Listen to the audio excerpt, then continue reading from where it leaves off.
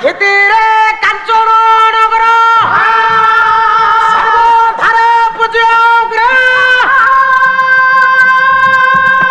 ଆର ଉପମା ଦେବାକୁ ନାହିଁ କବିର ଭାଷା ଉପମା ଦେବାକୁ ନାହିଁ କବିର ଭାଷା ପଣ୍ଡିତ ଜଣେ ପ୍ରଶଂସା ଇଷ୍ଟ ଜଣେ ନାଶ ଦଶା ଦଶାକୁ ସଙ୍କଟ ନାହିଁ ନଥାଏ ହିଂସା ଦଶାକୁ ସଙ୍କଟ ନାହିଁ ନଥାଏ ହିଂସା ଧନ ଚୋଠାପ ଧନ ଚୋଠାପ କରନ୍ତି ଆମେ ଦାନ ବୀର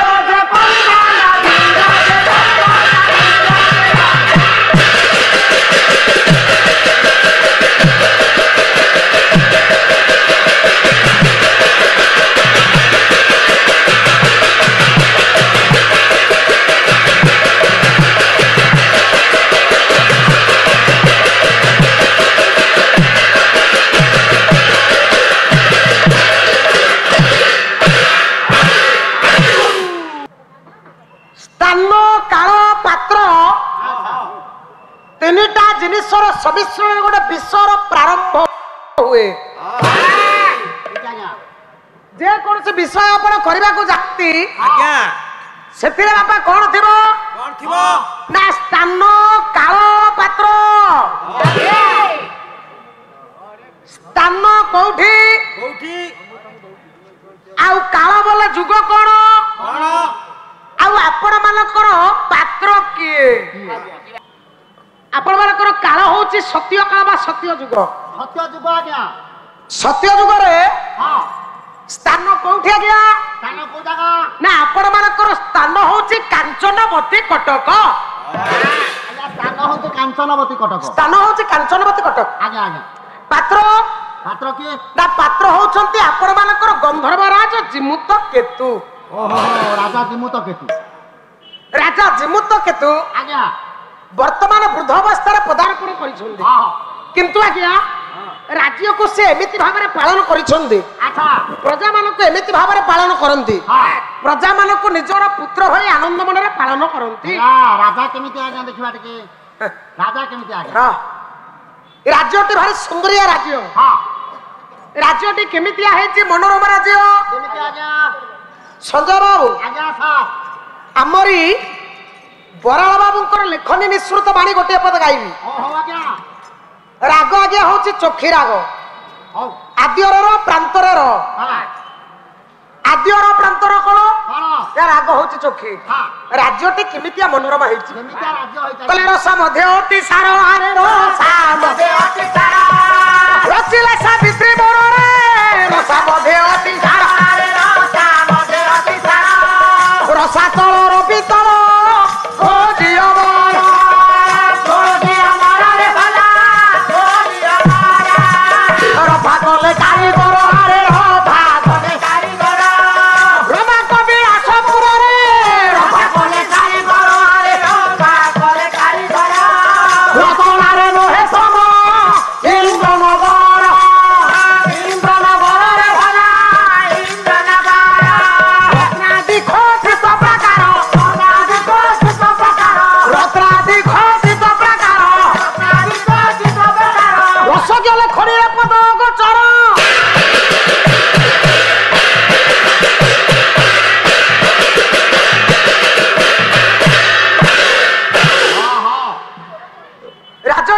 सुंदर मनोरमा है कले एमितिया राज्य आज्ञा रसा तल रवि तल खोजे अमर रसा बोले पातालपुर रवि तल सूर्यंकर तल भाग वाला आपण मानकर मर्त्यपुर अमर बोले स्वर्गपुर स्वर्गवर्त्य पाताल को निरीक्षण करि सारिबा परे वेदपति ब्रह्मा आपण मानकर एडे सुंदर राज्यटा बापा गढ़िले ये राज्य को गढ़ी सारिबा परे ब्रह्मा देखिले तन्न तन्न करी अन्वेषण कले समान है इंद्रनगर याको इंद्रनगर समान हब नाही याको इंद्रनगर समान हब ना रमाकर बैकुंठपुर जे किबा लक्ष्मीकर बैकुंठपुर भी याको समान हब ना अरे एते सुंदर राजा निजे ब्रह्मा कहले मो जशवंतपुर मध्य आगे किछि नुहे। अच्छा सारे हां एमितिया जदि राज्य से राजा केमितिया होइथबे राजांकर कीर्तिटा कोन हो आज्ञा कीर्ति आरो देखैसो जदि राज्यटा बापा एडे सुंदर तबे राजांकर कीर्तिटा मो मा माने केमितिया महाकवि कालिदास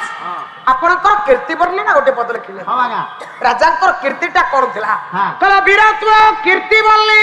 वितरण पयसा वर्धमान समता गौरी बिंबाल बड़ा कनक गिरी गुरु मंडा पासा समाधौ नक्षत्र छद्मरास कलित कलिकुला पूर्ण पीयूषण सेमे याजना धृत पुष्प विबुध मधुकरा लित मध्रैक बिंदु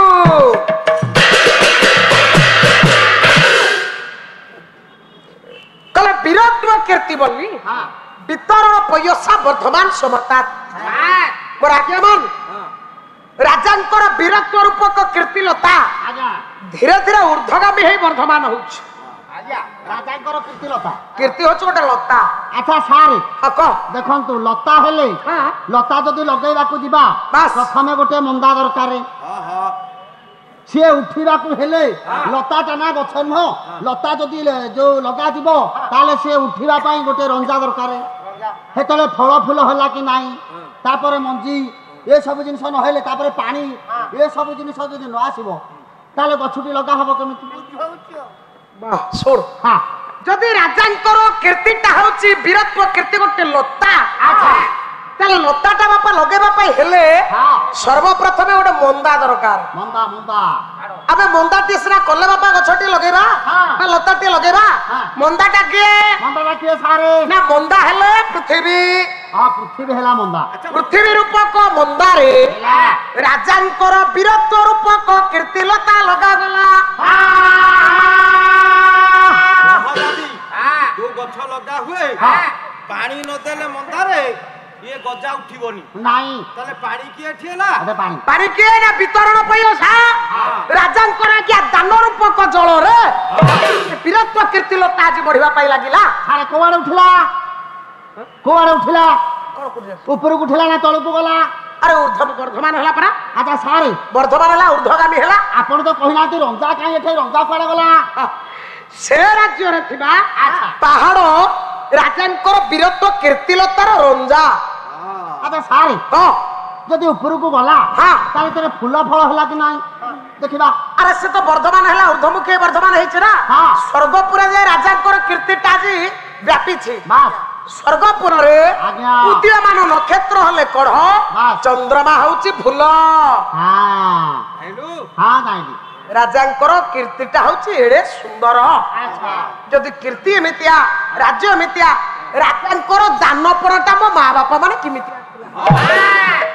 मंगल बहिटर नाम कवि होउछन्ते भक्तचरण दास कहले राजांकर दानटा किमितिया थिला टिके देखंतु केमितिया गोटे पद छंद गाइबी गोटे श्लोक गाइबी हो आज्ञा हो मथुरा मंगल भक्तचरण दास कहले दानी पड़ कुसु दासीरो पराए दानी पड़ कुसु दासीरो पराए गभीर पड़े दोधे गभीर पड़े दोधे पंडित पड़े दे बगुरु हरई पंडित पड़े दे बगुरु हरई सबे दांतर विधि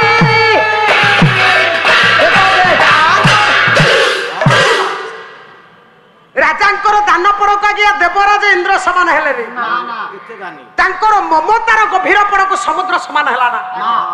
तांकर वेद उपनिषद को ब्रह्मा समान हेले ना किते ज्ञानी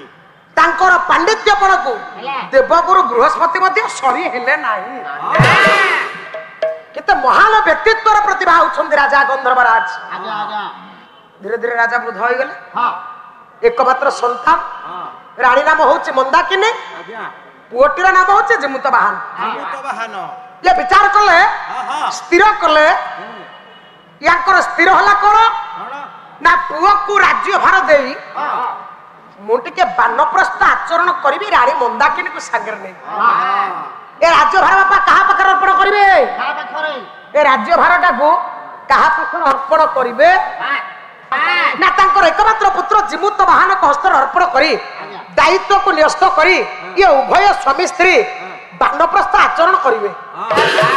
मनस्थ सही आला हठात दिने पुओ जीमुत वाहन को निकट को डाकिले कहले जीमुत बापा ये राज्य भार मु तुम निकट में ग्रहण करी तुम निकट अर्पण करी तुम या निश्चित भाव ग्रहण कर एते बड़ गुरु दायित्व मु ग्रहण करि परिबिनी बापा कहले सुन बापा बापा राज्य भार तो तोर मोर उत्तराधिकारी होचु तू बापा मो परे ये राज्य को किए ग्रहण कर एकमात्र संतान होचु तू तो पे राज्य भार दायित्व देउची आ गोटा छोटिया कथा कभी मान लिबू हां बापा ये जो समूह प्रजा मान को देखुन हां एमान को निजर पुत्र भली स्नेह श्रद्धा करिबू हां बापा एमान को केमित भाव पारिले हां तू गोटे पूज्य पूजार व्यक्तित्व हो पारि आज्ञा आज्ञा समस्त हृदय पूज्य पूजार व्यक्तित्व हबू आज्ञा ना बापा केमित भाव एमान को पालिबी मते शिखै दियंतु बापा आपण मानकर प्रणय बल्लरी स्वभाव कवि गंगाधर मेहर अच्छा अच्छा हां केडे सुंदर पदटी बापा लिखिछन्ते ओजनिया पद देखंतु कहले प्रजा मानकू केमिति भाबरे पालन करिबू वाह कहंतु बापा ताले तू गोटे राम भलिया बापा देखंतु आमे प्रत्येक कथा करे राजा तो हबो राजा राम भली राजा हो आज्ञा आज्ञा राम सेमती जण व्यक्तित्व थिले हां समस्त हृदय पूजा पूजार व्यक्तित्व हो पारले आज्ञा गोटे छोटिया कथारे निजर धर्मपत्नी सीता को एते भल पाउथिले मध्य आज्ञा गोटे साधारण कथारे से निर्वासिता करि पारले हां आज्ञा हैथिला सेमती राजा हबो ना हां ए जिमुत बाहन बापा कहले पुरे तू केमितिया राजा हबो केमितिया राजा सार होबा कथा जो भली न्याय कहबी सेही भली राज्य हबो आज्ञा कहंतु बापा कहले हृदय पथे जळे ए विद्युत नळे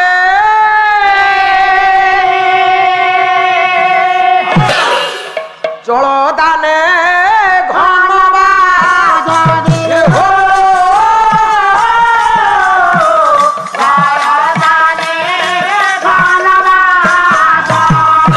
सुखते जी राजा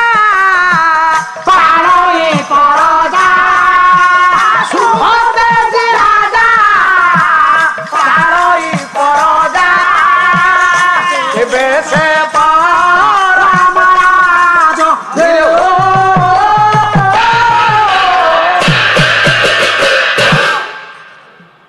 हृदय पथे जले विद्युत नले जलदाने घन बाध्य आज्ञा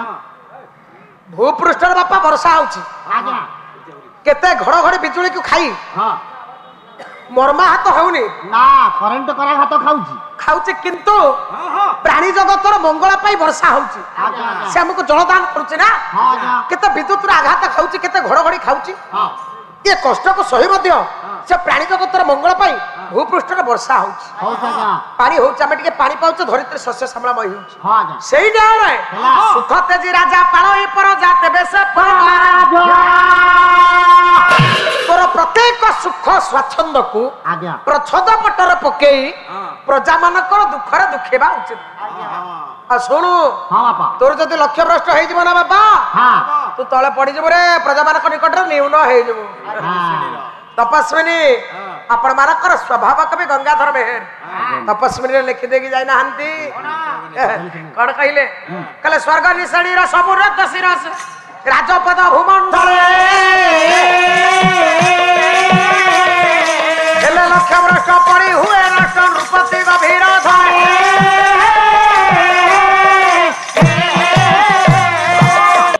राज्य भार पुओ को अर्पण कर सारिबा परे राजा गंधर्व राज जिमुत केतु एमा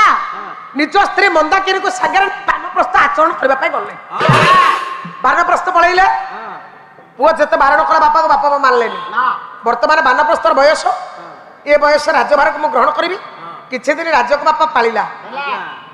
राज्य को पाली सारिबा परे निज को धिकार करछ कला रे मु एमितिका पुओ जो राज्य मो बापा मा नाहंती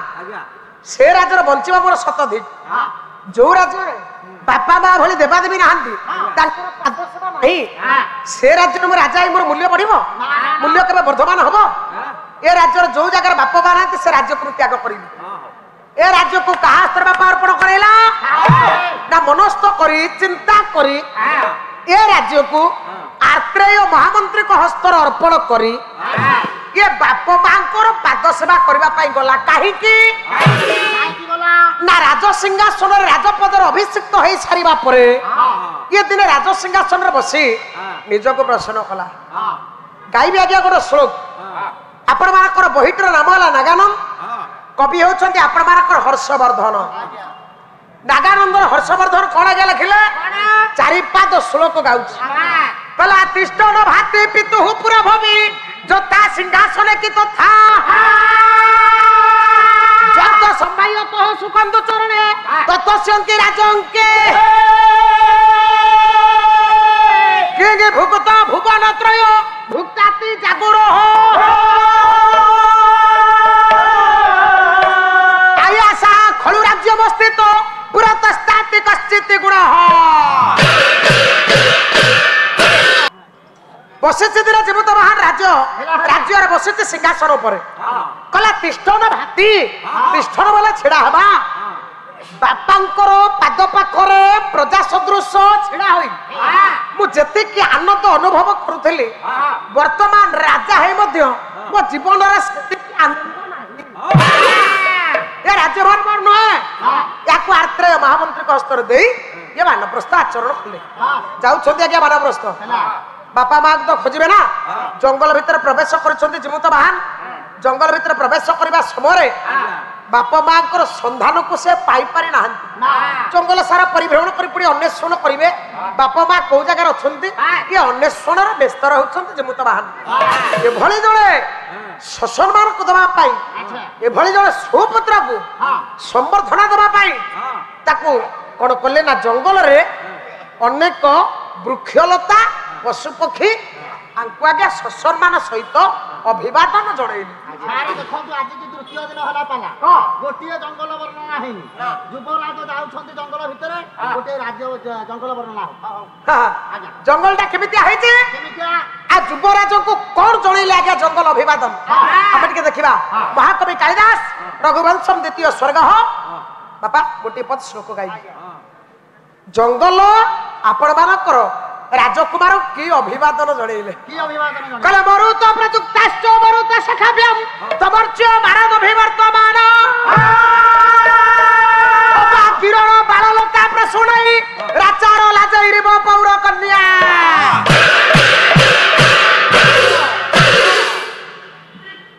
जंगल को आगे जाइछन्ते किए ना आपण मानकर जीवित महान बास बास ए जीवित महान को देखिला परे जंगल रे पवन देवता सखा होउछन्ति अग्नि देवता यांकर तेजटा कांतिटा अग्नि भलिया गया तेजियान यांको देखि सारिबा परे ये चिंता कले भ्रमवशत पवन जे मोर सखा अग्नि मो पुर को आसुछन्ति कि ताको अभिवादन जणैबा एक एकाठी बापा 49 पवन एकत्रित होई प्रबल बेगरे से जंगल रे पवन बहिबा को लागिले अविवाहिता पुर कन्या माने राजा जेतबेले पारिधि करी आसंती राज्य जय करी फेरंती सेतबेले आज्ञा ताक मस्तक रे विजयर संकेत स्वरूप खई गुडा को बिंचंती एठी मो मां बापा माने खई नाही अविवाहिता कन्या रहंती तले राजकुमार मस्तक रे बिंचिबो केमिति ताले खई एठै बिंचिला किए कले अबा किरण बाळ लता प्रसुनेई राचार लाजेरिबो पौर कन्या बाळ लता ना अविवाहिता कन्या सदृश छोटिया छोटिया लतारे आपण मानकर फूल गछरे हेछि कोन ना विभिन्न प्रकार रंगीन फूल माने सब प्रस्फुटित हेछि पवन जोर रे बहिबारु ये फूल गुडा को लता पिबा गछ भीतर उड़ी आसी राजकुमार कर मस्तक रे विजयर संकेत स्वरूप बिंची दे चली विजयर संकेत स्वरूप बिंचिले ये ला खई लाजा लाजा बोले खई ये खई सदृश बिंची देकी पळैले अच्छा अच्छा जंगल सारा परिभ्रमण करूछन्ति आ गोटे पद श्लोक कहबे आपण हर्षवर्धन नागानंदर लिखिले आउ किछि बाट अतिक्रम करिसथि पथ यांको अभिवादन जंगल पूरी कर जणुछ पुनर्बार कोन जणैला बारंबार अभिवादन पाइछन्ति राजकुमार कले मधुरमीव वदन्ति स्वागतं भृंग शब्दै प्रतिबिब फल नम्रै कुर्वन्तु मिशिरोभि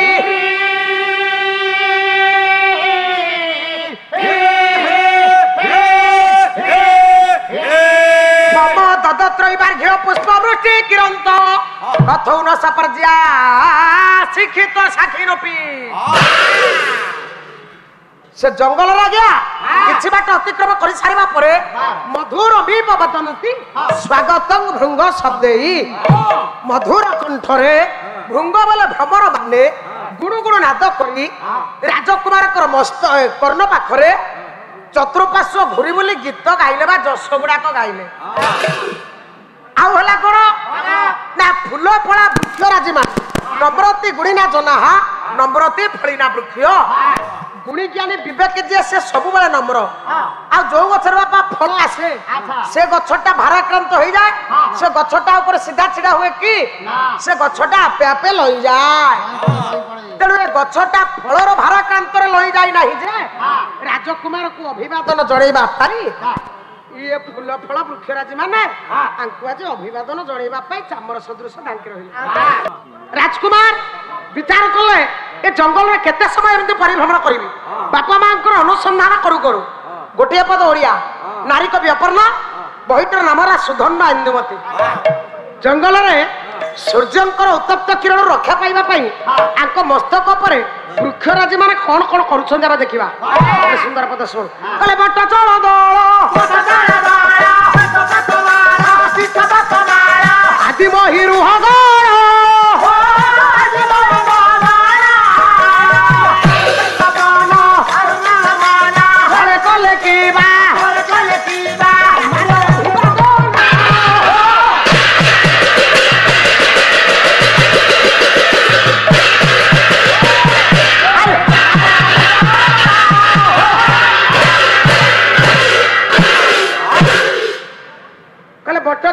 शीर्षपात बड़ा आदि महिरुहगण वायु विकम्पन छले कले कि कुमार अभिवादन समस्त वृक्षराजी शाखा प्रशाखा दोलायित एकत्रित कले कौन ना सूर्यंकर उत्तप्त किरण ए राजकुमार मस्तक को रक्षा करने छता सदृश सेमती ढांकी कर रहिले यथोचित समय जंगल में परिभ्रमण करने समय राजकुमार बाप मां अनुसंधान पाई आज्ञा बारंबार जंगल को अन्वेषण कर सारा पर जिमुत महान यथोचित जगार जाए उपस्थित हो जाए बापा मां संधान बापा देखला पर जिमुत महान को आश्चर्य पचारे बापा ए राज्यभार को क्या हस्तर ग्रहण कर तू मो निकट को दौड़ी आसु ना बापा ए राज्यभार आर्त्रेय महामंत्री को हस्तर दे मुझे आपण निकट को आसी आपणकर पाद सेवा करी बापा निर्देश है प्रतिदिन बापा बापा पाद सेवा करते पुआ विचार करुमुता मान कला बापा पाद सेवा करने धाई आसी पाद सेवा आज्ञा कला प्रतिदिन प्रभात उठे फूल फल तोड़ा को जंगल को जाए से दिन बापा जंगल को जाइए बापा मां क्षुधा निवारण अर्थ किसी पक्व फल आने जिमुत बाहर जंगल बुली बुली फल तोलुची एपटे मलय सेनकर एकमात्र कन्या नाम हूँ तार मलयावती मलयावती प्रति मंगलवार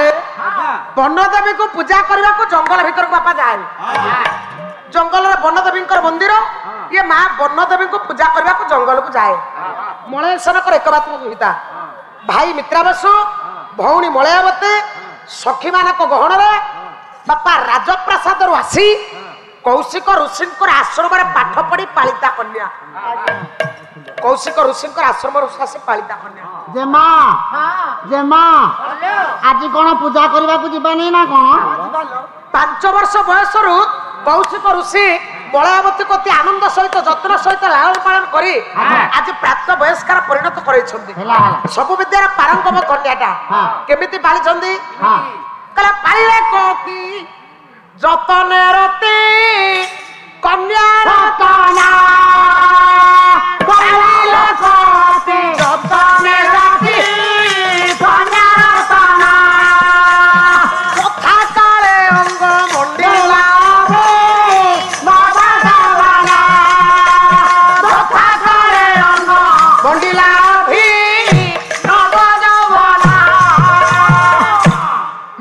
ऋषि आनंद मनर कन्याटा को प्रतिपालित कर भाई मित्राबसु भौणी मलयावती कौशिक ऋषि आश्रम पाठ पढ़ी सब विद्यार पारंगम ए कन्याटा पारंगमा ए भाई भौणी 2 जन जाक प्राप्त वयस्क पदार्पण कर डाकिला मलयावती राजजमा कहला परिमला प्रभा मंजुला केसिनी आज पर मंगलवार आम जंगल को जा वनदेवी पूजा करने को जंगल जो सुंदर मंदिर निज हस्त आज फूल तोली गुंथि निजर स्वहस्त ग्रंथिता फूलमाल किसी बापा पाचिला फल धरला बंदापना सूत्र बंदापना थाली नहीं आज सखी मान गहन पादर चली चली जंगल को जाऊँ किए मलय बापा आनंद मन देवी पूजा करेंगे ना सखी मान मंदिर प्रांगण बाहर पार्श्व बसैला कहला ये मंदिर बाहर पार्श्व तुम बस मुझे निजे माँ को आज निज हस्त पूजा अर्चना करी फेरबी जमा हमें बाहर आज रहबू हां बस बस आपण भीतर को जिबे ए बॉल चांदी सखीबो सखी बापा कौन कले जेमा ना जो निज हस्तर ग्रंथि थिबा फूलमालाटी को धरी मंदिर भीतर को प्रवेश कले ए सखी मान मंदिर बाहर पार्श्व बसी निजर हाथर गुंथि थिबा फूलमालाटी माँ गलार चढ़ेले जो पाचिला फल गुड़िया निज हाथ अति कष्ट सहित तोली थे आपको माँ चरणार बिंदर भोग लगी कले बंदापना कर सारा पर ए प्राप्त वयस्का जौवन प्राप्त कन्या आज माँ चरणार बिंदर माँ को आज बर मागिले बापा कौ बर मागिले धन मागिले ऐश्वर्य मागिले विलास व्यसन मागिले कौ बर मागिले आपण मानकर जाजपुर जिलार कवि मंजुला कवि बसु लिखिले कौन मागी कन्या माँ पाद तले पड़ा कन्या कौन मागिला सुंदर बरटी मागिला मागिब बापा निजर अंतरंगर पुरुष जो बड़ा प्राप्त कन्या ना अंतरंगर पुरुषटा मागिब से कौन टा मागिब माँ की पूजा कर सारा पर प्राप्त वयस्का जौवन प्राप्त कन्याटा आउ कि मागी पारे ये माँ मैंने जो जौवन प्राप्त झील माँ पाद तला कौन मागिब मन पड़गला गोटे पद लिखिं जाजपुर जिलार बसु नगर जनदिनी मो विश्व वंदिता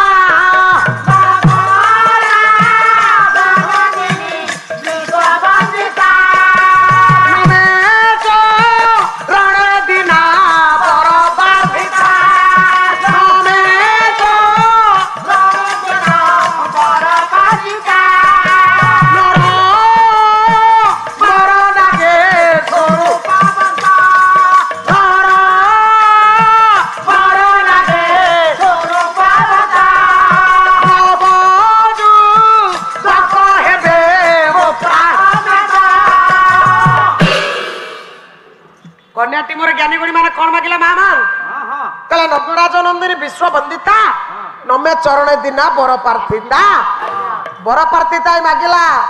कहला हे माँ विश्व वंदनिया मालो आशीष प्रदायिनी ज्ञानदात्री माँ अभय बर प्रदायिनी जीवन तो केबे भी किछि मागुनी प्रथम थर पाई तो मागुछि कौन मागिबी जानिछु कहले एमिति बर प्रदान कर नर मोर नागे स्वरूप वंत नव युवक हेबे मो प्राण कांत नर मोर नागे स्वरूपवंत नर बोले मर्त्यपुर नाग बोले पातालपुर नर अमर अमर बोले स्वर्गपुर फेरिबा बाटरे ए जंगल भितर आज मोर मन लाखी बर गोटे पाइबी आ जो बरटा पाइबी तिनिपुर रे ता भलिया सुंदर केही नथबे तिनिपुर से सर्वोत्तम सुंदर श्रेष्ठ पुरुष होइतम एमता बर गोटे मते प्रदान कर मां तो चरण मु निजको समर्पण कर देछि माँ तो पिला मानकर अली को पूरण करती ना बापा पिला मानकर अभिष्ट को माँ मान पूरण करती माँ तार एते तपस्या प्रीत हो गले भक्ति रे एते तुष्ट हो गले मंदिर भितर शून्य बाड़ी है माँ शून्य कहले जा माँ फेरिबा बाटरे तोर मन लाखी पुरुष को निश्चित पाइबू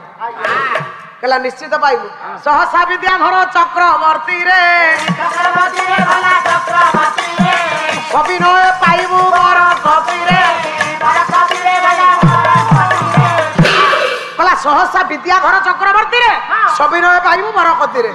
फेरिबा बाटरे प्रथम थर करी जो पुरुष को देखिबू तारी गला रे ए बरमाल्य कर्पण करी स्वामी रूप में विवेचना करिबू जो फूलमालाटी गलार चढ़ेइतला सेही फूलमालाटी खसी पड़ला धरला फूलमाला अति आनंद मनर उल्लसित हृदय माँ दौड़ दौड़ सखी मान निकट आसी पहुंची गला पचार सर्व सखी मान कहले जे माँ आज एत आनंद मन एत उल्लास तोर आनंद आज कहीं एत आनंद तोर है कौन प्रतिदिन तो मंगलवार आम माँ को पूजा करने को आसे प्रतिदिन पूजा कर फेरे किंतु आज भली आनंद अन्य दिन आम तो केबे भी देखिनु ना आपण आज भारी खुशी अछंती कोन हेछि आपनकर सेठी कहले मलयावती हां कहले सखी सुनु हां माँ को गला रे बरमाला टिके चढ़ैली आज्ञा ए बरमाला टिके हां माँ को गला रे फूलमाला टिके चढ़ैली आज्ञा प्रणाम कली हां मु जहा मागिली हां माँ को प्रणाम करबा समय हां जहा मागिली आ माँ को प्रणाम करबा समय बस ये फूलमालाटी माँ गलार मोर ऊपर खसी पड़ला कोन कहिले आ मां मंदिर भीतर शून्यवाणी हला हाँ। सहसा विद्याधर चक्रवर्ती रे सविनय पाई मुबरकती रे जा फेरिबा बाटरे प्रथम थर करी जो पुरुष को देखिबु ता गलारे ताकू बरमान सदृश अर्पण करे निजर स्वामी रूप रे विवेचना कर जे मां आपण के ए कथाटा कहिले जंगल रे बापा सखी 4 जण बुलिले 3 जण सखी मलयावती जेमा 4 जण जाक अति आनंद मन रे जंगल रे बुलिले चतुर्दिग को अन्वेषण करछथि केउ जगह रे पुरुष को हम देखिबु प्रथम थर कर जहा को देखिबु ताकू बर रूप रे विवेचना करिबु या भीतर गोटे चतुरी सखी थिला मु कहितला बापा पुरुष मानक अपेक्षा नारीटा भारी चालाक पुरुष मानक अपेक्षा नारीटा भारी चतुरी आ चालाक सी कोन चाला की से कोन चला क्यों ह आ पुरुष माने चला कि ना नारी माने कोन चला क्यों सुन सुन मु कहिनी गोटे उपलक्ष्य श्लोक देवाक जाई महाकवि कालिदास लिखिले नारी माने पुरुष मानक अपेक्षा निश्चित चालाक चतुरी आ ऊर्ध्वरे हां कला हरे द्विगुणा स्त्रीणां विस्तास्ता चतुर्गुणा षट्गुण व्यवहारे च तमे अष्टगुणा स्मृताः पुरुष मानक अपेक्षा खाइबारे 2 गुणा अधिक खाନ୍ତି हां खाइबाटा अधिक निश्चित बुद्धि रे 4 गुणा व्यवहार रे 6 गुणा हां काम गुण रे 8 गुणा बस ये देखिला या भीतर गोटे ज्ञानी सखी अछि भारी चतुरी आ चालाक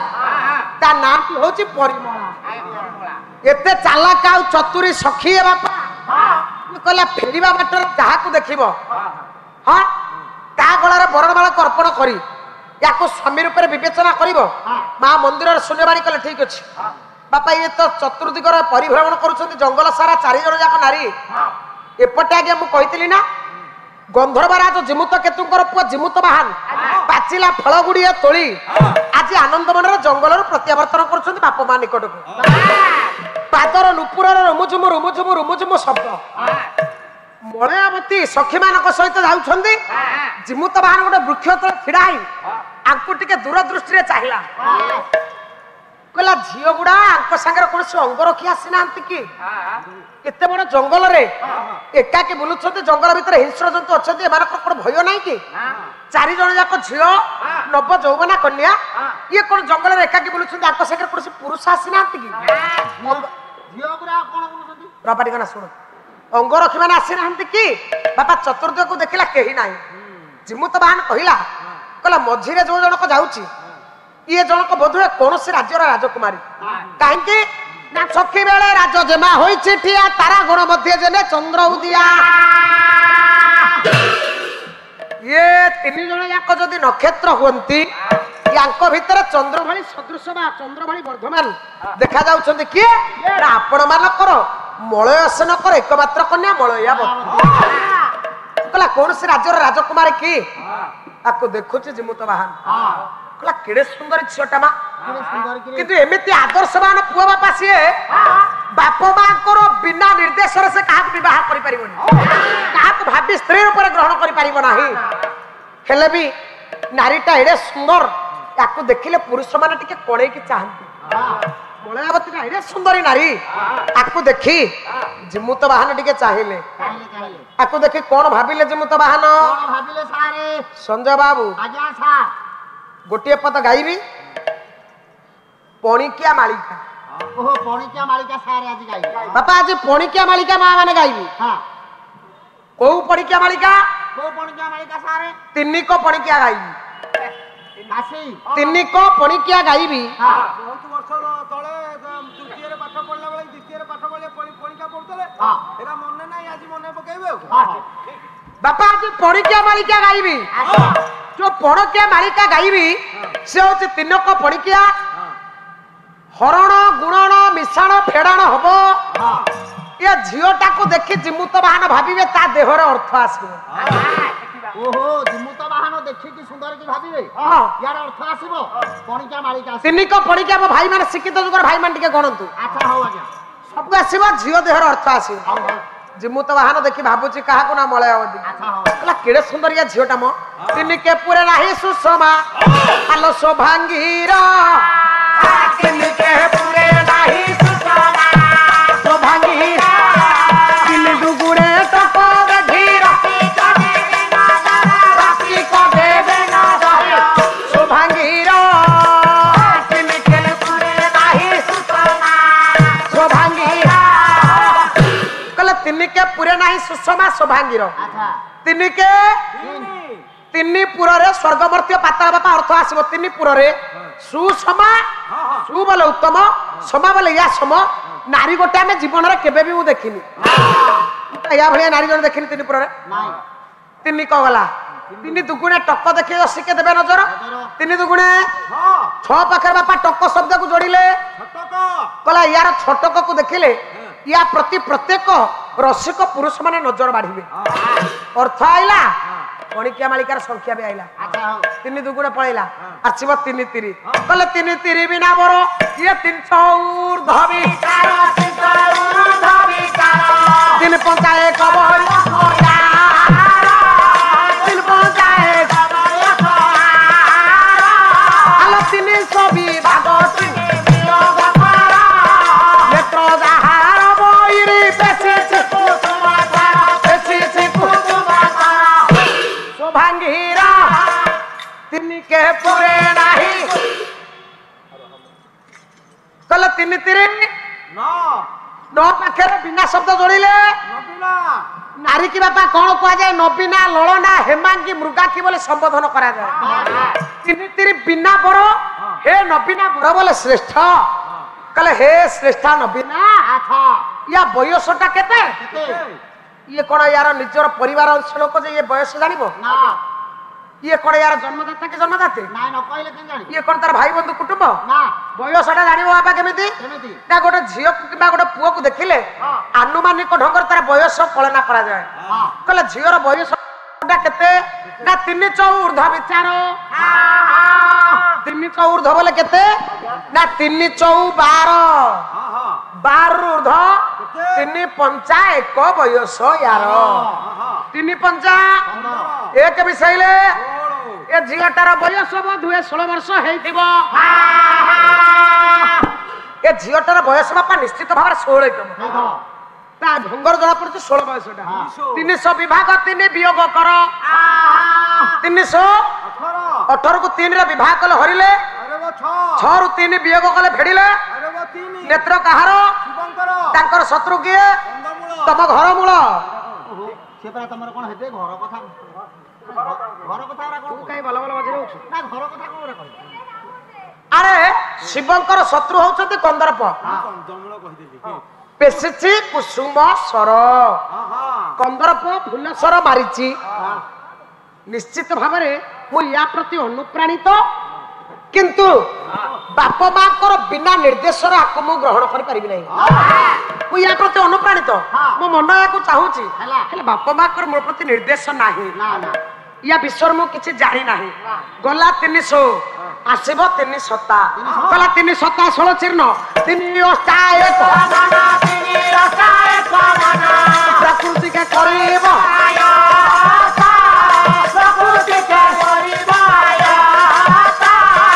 ମର ଲୋକେ କବି ଲେଖା ମର ଲୋକେ କବି ଲେଖା ରଜମୁଖୀ ଗମନା ଗଜ ଶୋଭାଙ୍ଗୀର କହିଲା 3 ସତା 21 ରୁ 16 ଛିନ୍ନ ବୋଲେ ଫେଡ଼ିଲେ ରହିଲା କେତେ ବାପା ମାନେ 5 ରହିଲା 21 ରୁ 16 ଗଲେ ରହିଲା 5 3 ଅଷ୍ଟା ଏକ ମନ ପ୍ରକୃତି କେ କରିବା আয়ো তো ଏ ଝିଅଟାକୁ ଦେଖିଲା ପରେ 3 ଅଷ୍ଟା 24 ରେ ଏକ ମିଶାଇଲେ 5 ମନ 25 ପ୍ରକୃତି କୌଣସି ପୁରୁଷ ନିଜର ଆୟତ୍ତ ଦିନ ଭିତରେ ରଖିପାରିବେ ନା ସରୋଜମୁଖୀ ଗମନା ଗଜ ନୁହେଁ ପଟାନ୍ଦର ଏ ପଦ୍ମମୁଖୀକୁ ହାତୀ ମଧ୍ୟ ସମାନ ହବ ନା ଏରେ ସୁନ୍ଦରିଆ ଝିଅଟା पलई गला 3 अष्टा आसीबो 3 नुआ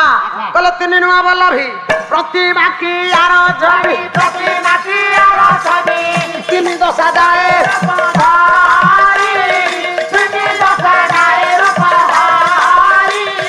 रखंता ललना देवे सोहळ पारी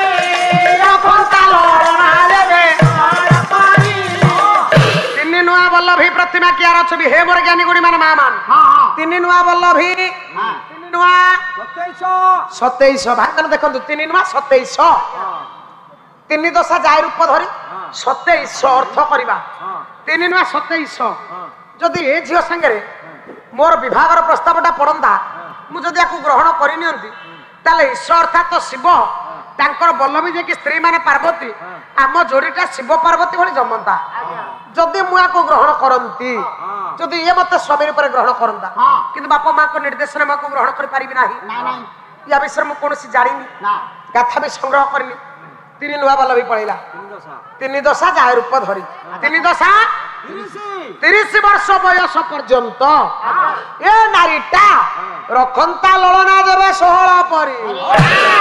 जदि सजाई की रूपटा को 16 वर्ष भली रखंता कौन हुंदा अरे कौन होता कपि के अभी किया आइले कपि हमरी सामने विद्यमान से के हमरी बायक बाबू बराल बाबूंकर लेखनी उद्भाषित पद अरे देख रे लोकुटी 3 फुटिया केमजा पद लिखा है देखे गोटा विधा बार दियार 32 8 दांत गली जानता नाही मु कहबनी म काई बाती माकड़ भली आउत कहू मु पीसा कहूनी ए बाबा अडी कुछ बाबा कपिंकर ना आसीबो हां लेखनी मनर उद्भाषित पद को एठी परिसमाप्ति करबा आजा कला विद्या धर पाद पूजा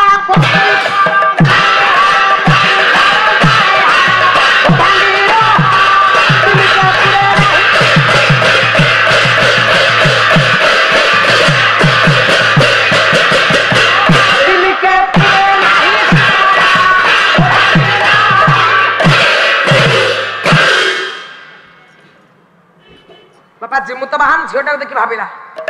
कौन एडे सुंदर झील मर्त्यपुर जन्म होती या चालीटा केमितिया तार मुहटी केमितिया याकू देखे जिमुत बाहन भाविला महाकवि कालिदासंकर भाषा रे जिमुत बाहन कौन भाबुजी कहला दिज राजमुखी गज राजगति दिज राजमुखी गज राजगति मृग राज विनिदित मंद्र कटी मृग राज विनिदित मंद्र कटी जदि साप्र बदा हृदय बसती जदि साप्र बदा हृदय बसती गजपक तपक समाधि विधि कहले जदि झीटार मुहटा केमितिया ना दिज राजमुखी चंद्र बदनी गोलाकार चंद्रटा जेई भली भाबरे गोल या मुखमंडलटा सेई भली भाबरे सुंदर चालीटा हाथी चाली हाथी जेमिति थिरी थिरी चाले ए नारीटा होची करिंद्र गमना यार कटिटा केमितिया ना मृगराज विनिदित मंद्र कटी सिंह कटी की यार कटिटा निंदा करूची ए झियोटार जो भलिया भाग्यशाली पुआ जी हेतब ए भलिया झियोटा को स्त्री रूप में ग्रहण करिवो जिमुता बाहन विचार कले मलयावती बाबा चालुची सखीर नजर पड़गला सखी विचार कला चिंता करुचु कहला जे माँ तुमको माँ शून्य बाड़ी कही प्रथम थर कर जो पुरुष को देख ता गलार बरणमाला कर्पण करी ताको स्वामी रूप विवेचना कर देख अलक्ष्य आमर अलक्ष्य सी किंतु आमको देखी पार्टी आम किंतु देखी पारुने देखे से पुआटा केड़े सुंदरिया पुआटे प्रथम थर कर नजर पका से वृक्ष तले आम मानकर अलक्ष्य लुकायित भाव छिड़ा जिमुत बाहन बाबा मलयावती चाहिए नजर पड़ा जिमुत बाहन कहला सखी सतरे पुओ गलार बरणमाला कर्पण कर स्वामी रूप विवेचना करू या विषय तू जानिछु ये किए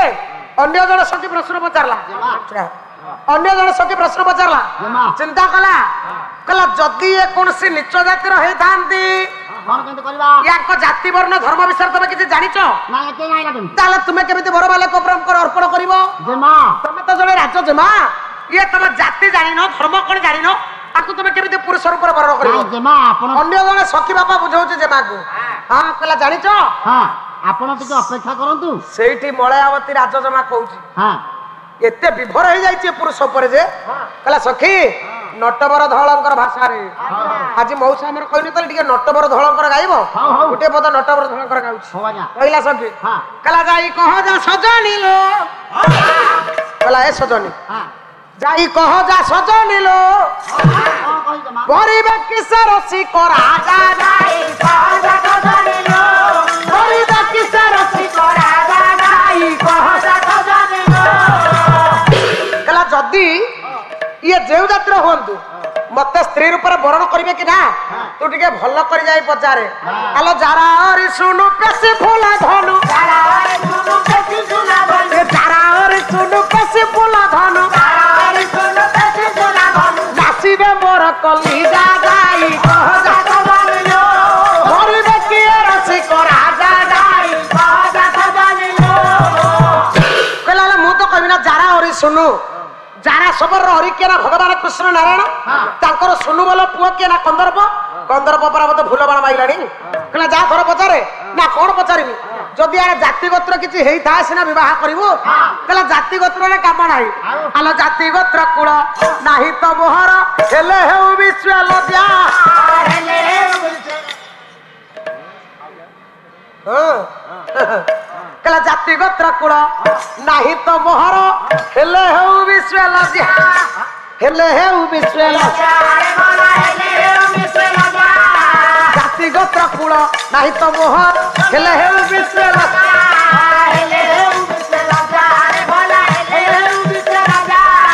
যাবত কাল দাসী হেবি তাঙ্কর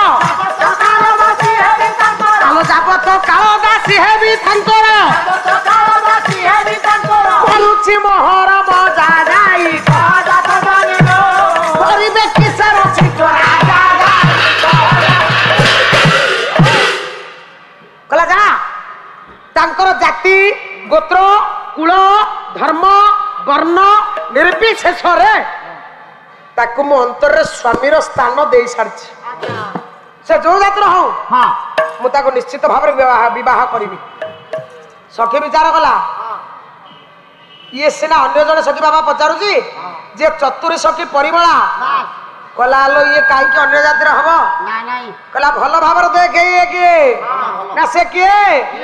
ইয়ে অন্য কোনসি জাতির নুহে গোত্র নুহে কোনসি বংশজ নুহে ইয়ে কিয়ে জানিছু আপন মান কর্ণাগানন্দ হর্ষবর্ধন কলা যত বিদ্যাধর রাজবংশ তিলক প্রাজ্ঞ শতাঙ্গ সমক্ষে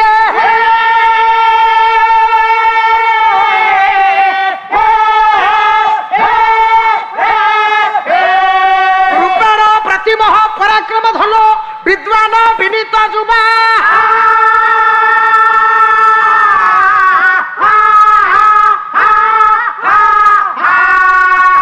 কলালো কিয়ে জানিছু না যত বিদ্যাধর রাজবংশ তিলক বিদ্যাধর রাজবংশ তিলক প্রাজ্ঞ শতাঙ্গ সমক্ষে কলা প্রাজ্ঞ শতাঙ্গ সমক্ষে সমক্ষে বলে আগে রে প্রাজ্ঞ বিজ্ঞ ভারি জ্ঞানী গুড়ি বিবেকী পুরুষ হলো বিদ্যাধর রাজবংশর তিলক ইয়ে পরে তো আগে ছিড়া হয়েছি দেখা কেমিতি তো ভালো ভাবে নিরীক্ষণ করনা কেমিতিয়া রূপেণ প্রতিমহ পরাক্রম ধন বিদ্বান বিনীত যুবা দেখা যেমিতিয়া সুন্দর সে ভাইয়া মধ্যে শিক্ষিত ন্যায়বন্ত পুরুষ রূপরে যেমিতিয়া গুণরে বি সেমিতিয়া পরাক্রমশালী বীর যা কৌশি কথা বিচার ন করি ইয়া গলার যথাশীঘ্র বরণমালা প্রপণ কর বাপা মলয়াবতী কি দেখুছি মু তো বাহান ভাবুছি মলয়াবতী কলা ইয়ে বিদ্যাধর রাজবংশ তিলক মু ভাবুছি ইয়ে বোধহুয়ে কন্দর্প কিংবা চন্দ্র কলা মু ভাবুছি ইয়ে বিদ্যাধর রাজবংশ তিলক নুহে ইয়ে কন্দর্প কিংবা চন্দ্র জীবত বাহানକୁ ଦେଖିଲେ দিটা কথা কোন ভাবিলে গোটা কথা ভাবিয়া কথা তো যদি ভাবিথান্তে কন্দর্প ভাবিথান্তে অলে ভাবিথান্তে চন্দ্র এমিতি কোন দিটা কথা ভাবিলেনি বাবা ঝিওটা ভাবিলা কলা ইয়ে বিদ্যাধর রাজবংশ তিলক তু ভুল রে মতে কହୁଛୁ কলা ইয়ে কন্দর্প কিংবা চন্দ্র না কন্দর্প চন্দ্র আরে গোটে পুরুষ কথা ভাবিথান্তু তু দিটা পুরুষ কথা কাই ভাবুଛୁ গোটাଏ পুরুষ আকু দিটা দেবতাঙ্কর আখ্যা কাই দଉଛୁ কোন পাই ना नाई ये चंद्र नुहे ना कंदरपुर ना केमी जाइलु आपण मानकर कवि सम्राट भंज राग चोखी रे गोटे पद लिखिले गाउछु गोटे पद राग चोखी कला भालु छेनु आई मारो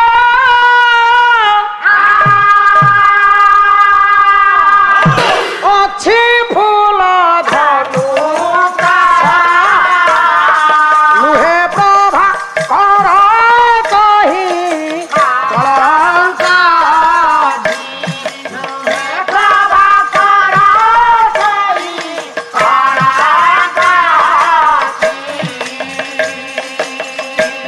आउ देवता मानंकु किंपाणी बामनाकु मुहर सुकृतायकु मोरा पुनि सुकृता केते मोरा पुनि सुकृता केते हे पंपस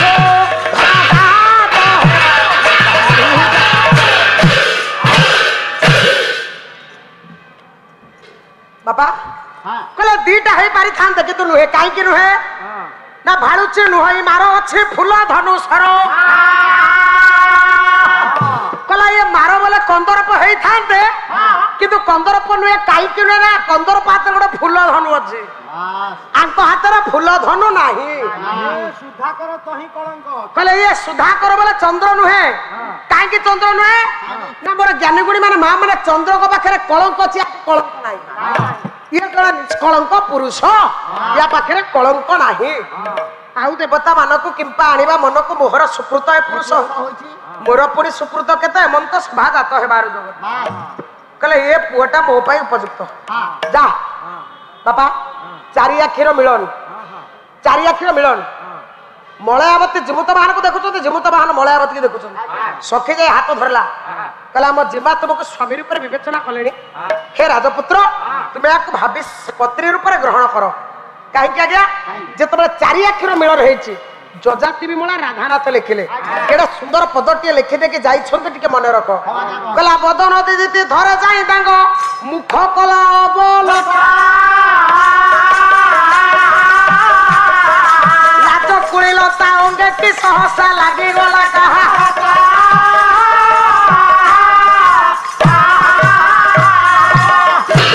बदन दिधिति थरे ताहि ताको मुख कला अवनत बापा बदनर दिधिति बोले ज्योतिटा सत्य जमिति बळीर पड़ीगला कि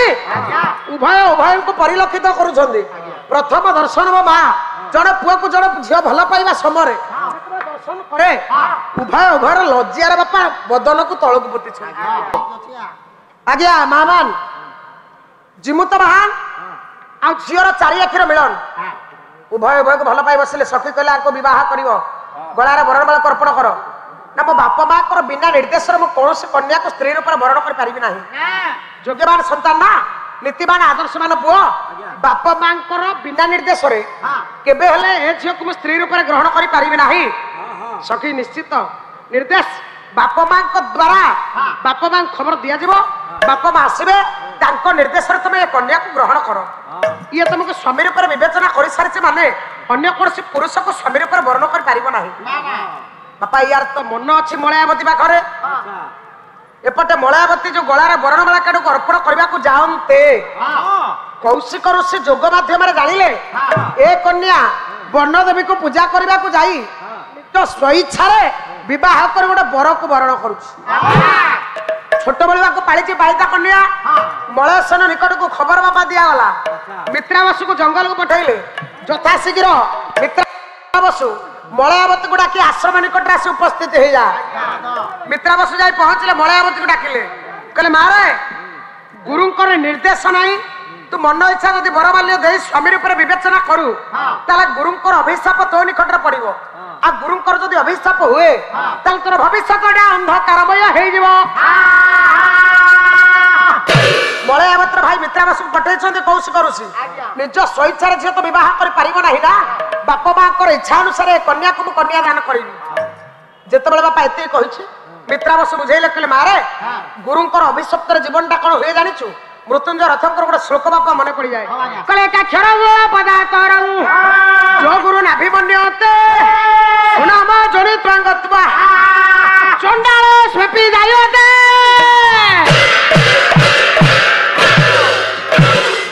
କହିଲେ ଏକାକ୍ଷର ପଦାର୍ଥର ଯୋ ଗୁରୁ ନାଭିମନ୍ୟତେ ଗୁରୁଙ୍କର କଥାକୁ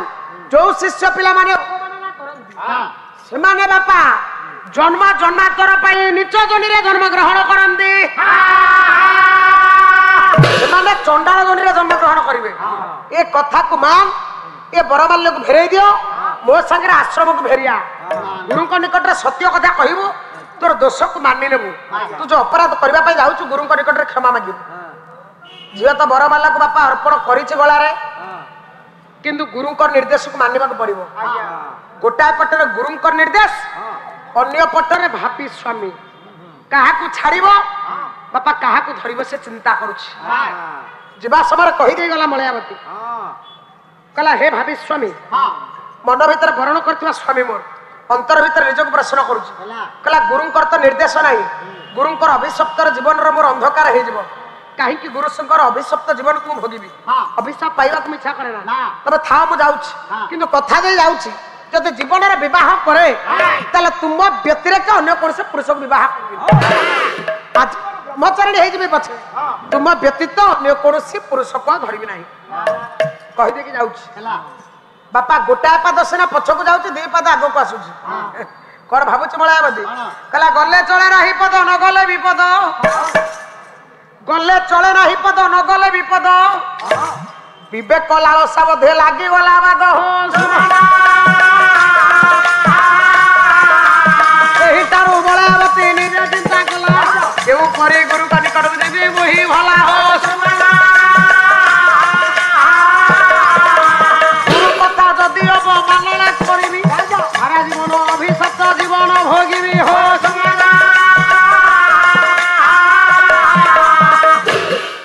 ଯାଉଛି ବାପା କିଛି ମା ଆଗକୁ ଯାଉଛି କିଛି ବାଟ ପୁଣି ଫେରୁଛି କହିଲା ମୁଁ ଯାଉଛି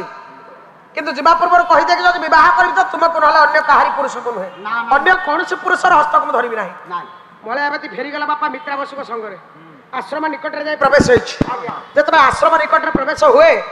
ଆଶ୍ରମରେ ଗୁରୁଙ୍କ ନିକଟରେ ସତ୍ୟ କଥା କହିଲା କହିଲା ସତ କହିବାକୁ କିଆ ଡରିବି ସତ କହି ପଛେ ମଲେ ମରିବି ସତ୍ୟ କଥା କହିଛି ମଳୟାବତୀ କହିଲା ନିଜ ସ୍ୱଇଚ୍ଛାରେ ବରକୁ ସିନା ବାବା ବରଣ କରିଛି କିନ୍ତୁ ଆପଣଙ୍କର ନିର୍ଦ୍ଦେଶ ନହେଲେ ମୁଁ ବିବାହ କରିବିନି ଆଉ ଯଦି ମୁଁ ବିବାହ କରେ ତାହେଲେ କେବଳ ବିଦ୍ୟାଧର ରାଜବଂଶ ତିଳକ ଜିମୁତ ବାହାରକୁ ବିବାହ କରିବି ଗୁରୁ ନିର୍ଦ୍ଦେଶ ଦେଲେ ମା ତୁ ସତ୍ୟ କହିଛୁ ମାନେ ସେଇ ପୁରୁଷ ତୋର ସ୍ୱାମୀ ହବ ମଳୟ ସେନକୁ ଡକେଇଲେ ଏପଟେ ବାପା ଆଶ୍ରମକୁ ଡକେଇଲେ ଜିମୁତ ବାହାର ବାପା ଜିମୁତ କେତୁ ମା ମନ୍ଦାକିନୀ ଉଭୟଙ୍କର ନିର୍ଦ୍ଦେଶ କ୍ରମେ ସମସ୍ତଙ୍କର ସମ୍ମତି ପ୍ରଦାନ କରିବା ପରେ ଗାନ୍ଧର୍ବ୍ୟ ମତରେ ଏ ଆଶ୍ରମରେ ପୁଅ ଝିଅଙ୍କର ବିଭାଗର ପରିସମାପ୍ତି ଘଟିଛି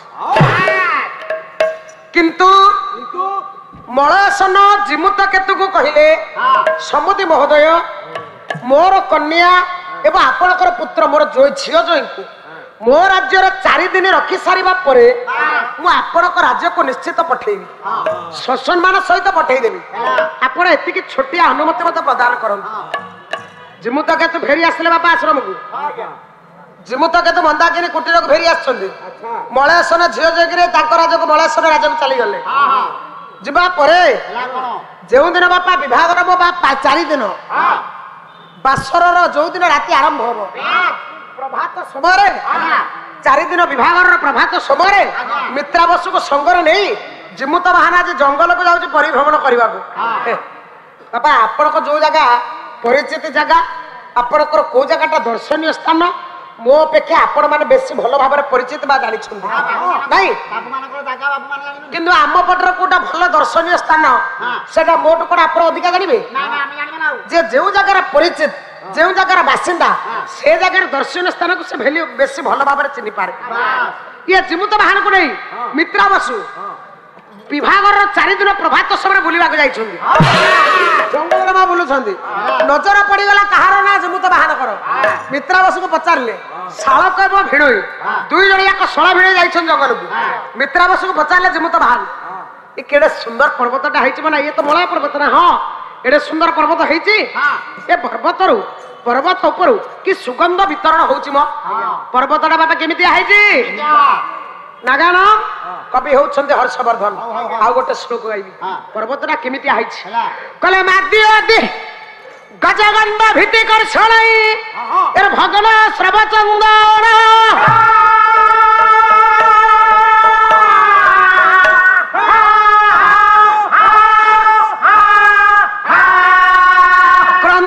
କନ୍ଦର ଗହ୍ୱର ଜଳ ନିଧେଇ ରାସ୍ପାଳିତ ବିଚିଭି ପାଦାଳପ୍ତ କରକ ମୌଳିକି ଶିଳ ସିଧାଙ୍ଗଣାନାଙ୍ଗତେଇ ସେ ବୟ ବଳୟା ଚଳ କିମ ପାଇଁ ଚେତ କରୁ ତୁଷ୍ଟକ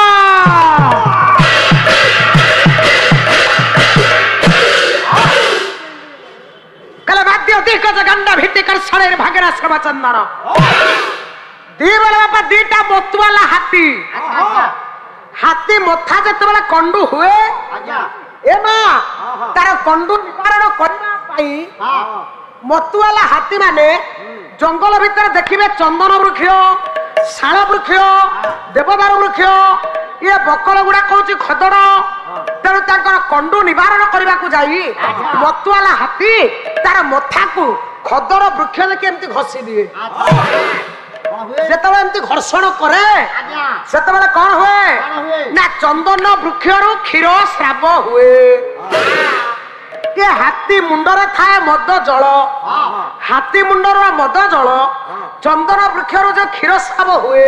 ଇଏ ଯେତେବେଳେ ଏକତ୍ରିତ ହେଇଯାନ୍ତି ସେତେବେଳେ ଗୋଟେ ସୁନ୍ଦର ସୁଗନ୍ଧ ବିତରଣ କରନ୍ତି କିନ୍ତୁ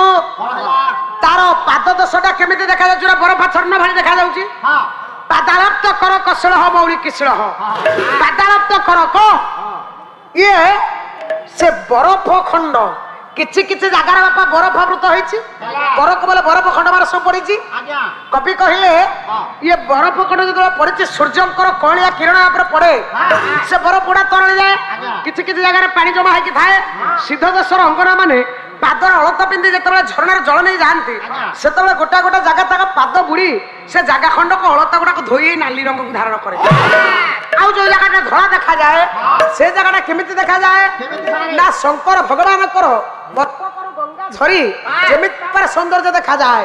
ଏ ପର୍ବତର ପାଦ ଦେଶଟା ଆଜି ସେଇଭଳି ଦେଖାଯାଉଛି କେଡେ ସୁନ୍ଦର ପର୍ବତଟା ହେଇଛି ନା ତା ପାଖରେ ଯୋଉ ଛୋଟିଆ ପାହାଡ ପଚାରିଲେ କିଏ ନା ଆପଣ ମାନଙ୍କର ମଳୟାବତୀର ଭାଇକୁ ମିତ୍ରାବସୁକୁ ଜିମୁତ ବାହନ ପଚାରିଲେ ହେ ମିତ୍ରାବସୁ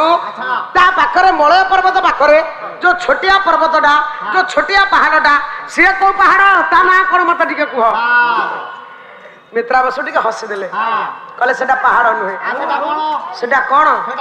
କହିଲା ନଗ ପ୍ରାୟ ଗଦା ହୋଇଛି ଏ ତ ଭୋଜନ ହାଡ଼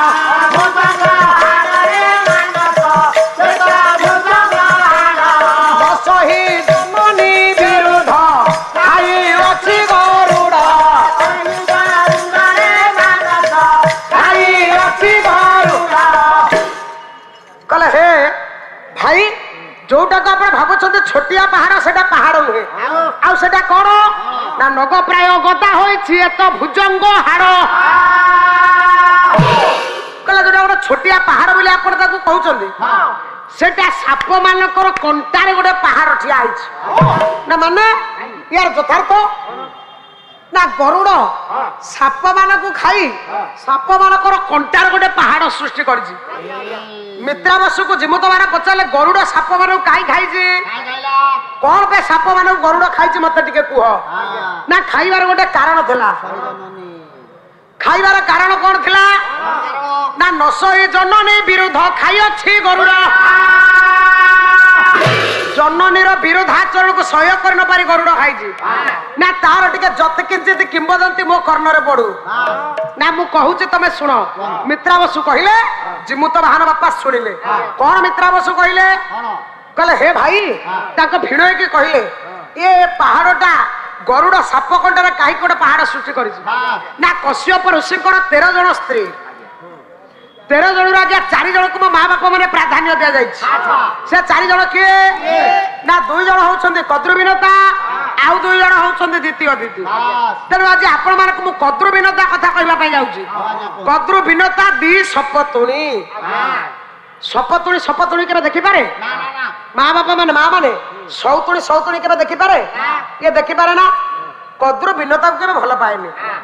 କଦ୍ରୁ ଜନ୍ମ କରିଛି ସମସ୍ତ ନାଗବଂଶୀୟ ପିଲାମାନଙ୍କୁ। ସାପ ଗୁଡାକୁ ଜନ୍ମ ଦେଇଛି କିଏ କଦ୍ରୁ। ବିନତାର ପିଲାପିଲି ନାହିଁ, ତାର କୌଣସି ସନ୍ତାନ ନାହିଁ ନା ସନ୍ତତି ନାହିଁ। ଇଏ 2 ସପତୁଣୀ ଯାକ ନଦୀକୁ ଦିନେ ଗାଧେଇବାକୁ ଯାଇଛନ୍ତି। ସତ୍ୟ ଯୁଗର କାହାଣୀ। ସେତେବେଳେ ବାପା ଆକାଶ ମାର୍ଗରେ ଘୋଡା ଗୁଡା ଉଡନ୍ତି। ସତ୍ୟରେ ଆକାଶ ମାର୍ଗରେ ଘୋଡା ଗୁଡା ଉଡୁଥିଲେ। କଦ୍ରୁ ବିନତାକୁ ପଚାରିଲା ଇନ୍ଦ୍ରଙ୍କର ଉଚ୍ଚେଶ୍ରମାଟା ଅଶ୍ୱଟା ଉଡି ଉଡି ଯାଉଛି। କଦ୍ରୁ ବିନତାକୁ ପଚାରିଲା ଲୋ ବିନତା ହଁ ନାନୀ କଣ କହିବେ ମତେ? କହିଲା କହିଲୁ ଇନ୍ଦ୍ରଙ୍କର ଉଚ୍ଚେଶ୍ରମା ଅଶ୍ବ ତାର ଲାଞ୍ଜଟା ଧଳା କି କଳା?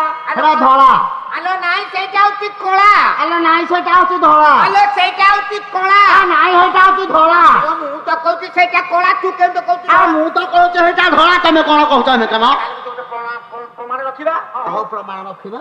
2 ସପତୁଣୀ ଭିତରେ କଥା କହିଲା ଉଚ୍ଚେଶ୍ରମା ଅଶ୍ବ ପଳେଇଲା ଆଜ୍ଞା। କହିଲେ କାଲି ତ ପ୍ରଭାତରେ ସ୍ନାନ କରିବାକୁ ଆସିବା, ଅବଗାହନ ନିମନ୍ତେ ଟିକେ ଏଇ ଜାଗାକୁ ଫେରିବା। କାଲି ସେ ଉଚ୍ଚେଶ୍ରମା ଅଶ୍ବ ଗଲା ବେଳେ ତା ଲାଞ୍ଜଟା ଧଳାଇ କଳା ଜାଣିବା। କିନ୍ତୁ କଦ୍ରୁ ଜାଣିଛି ବାପା ଲାଞ୍ଜଟି ହଉଛି କାଳିଆ। ୟାକୁ ଦାସୀ କରି ରଖିବ ବୋଲି ତାର ମନୋବୃତ୍ତି ଅଛି। ତେଣୁ ଆଜି ପଳେଇ ଯାଉ, କାଲି ଆସିଲେ ଦେଖିବା ଲାଞ୍ଜଟା ଧଳା କି କଳା। ବାପା ଦେଖନ୍ତୁ କି ପ୍ରତିବ୍ରାତ ସୃଷ୍ଟି କରିଛି କଦ୍ରୁ। ଇଏ ତ ନାଗ ମାନଙ୍କୁ ସାପ ଗୁଡାକୁ ଜନ୍ମ ଦେଇଛି, ତା ଭିତରେ କର୍କଟକ କାଳିଆ ନାଗ ବି ଜନ୍ମ ହେଇଛନ୍ତି। ଇଏ ଘରକୁ ବାପା ଫେରିଲା।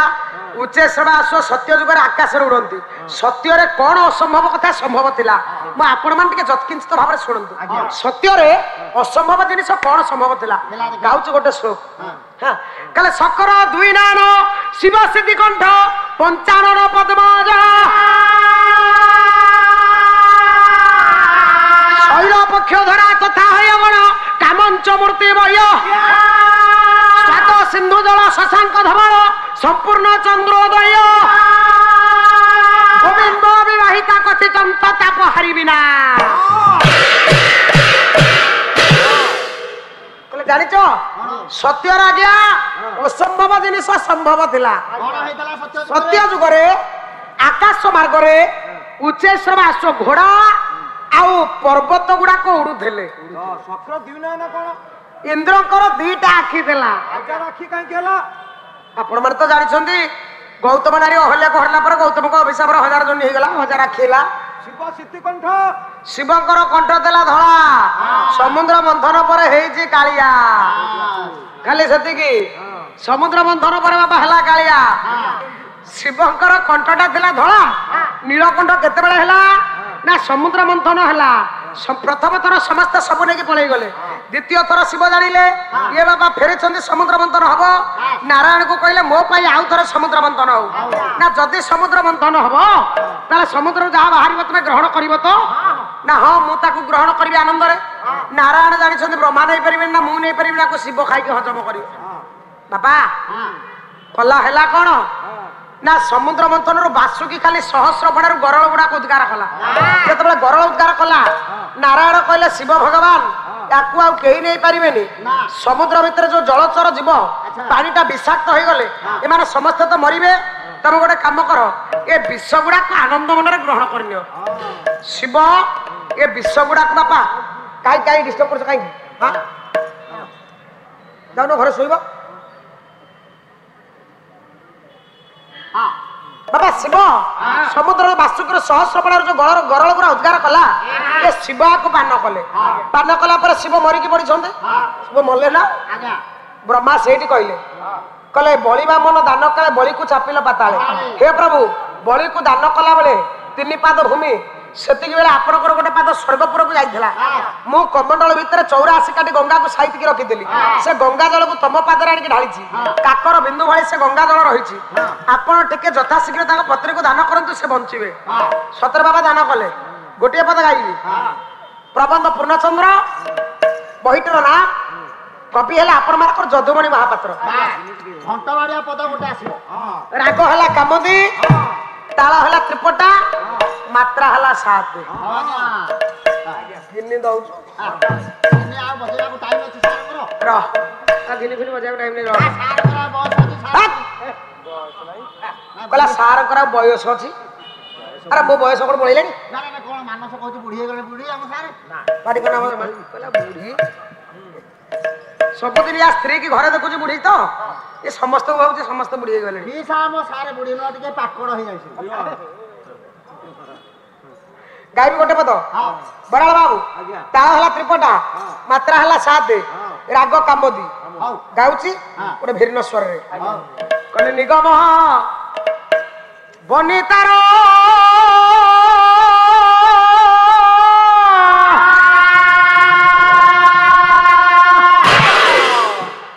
फूल गभा शिखर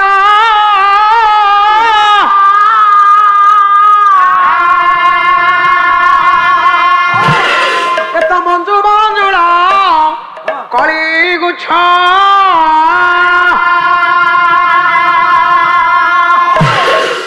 ओदा गुड़ीरू ढाली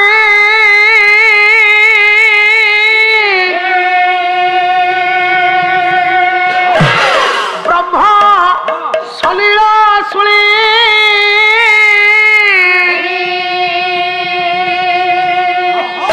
तुम्हें गौरव ज्वाला कल तुछ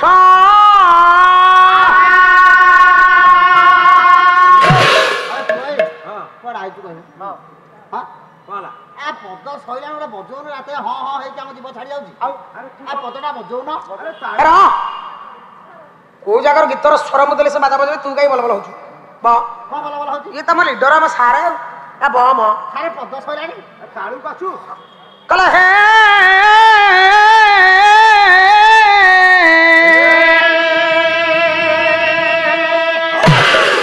ये चतुर्वर्ष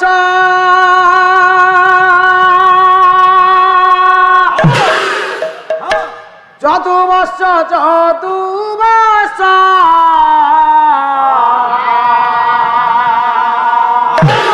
देखे कोड बाजा आसो तुम्हें धाता चिंता को हेला भाषा हेला भाषा सिंधु सिंधु का काला कथा सिंधु सिंधु का काला कथा तो करतो न पकड़ी कलबारे छबो आगो पटाना पकड़ी कलबाना पटाना तारी होरी ओछो हे जादू बसा जादू माता अरे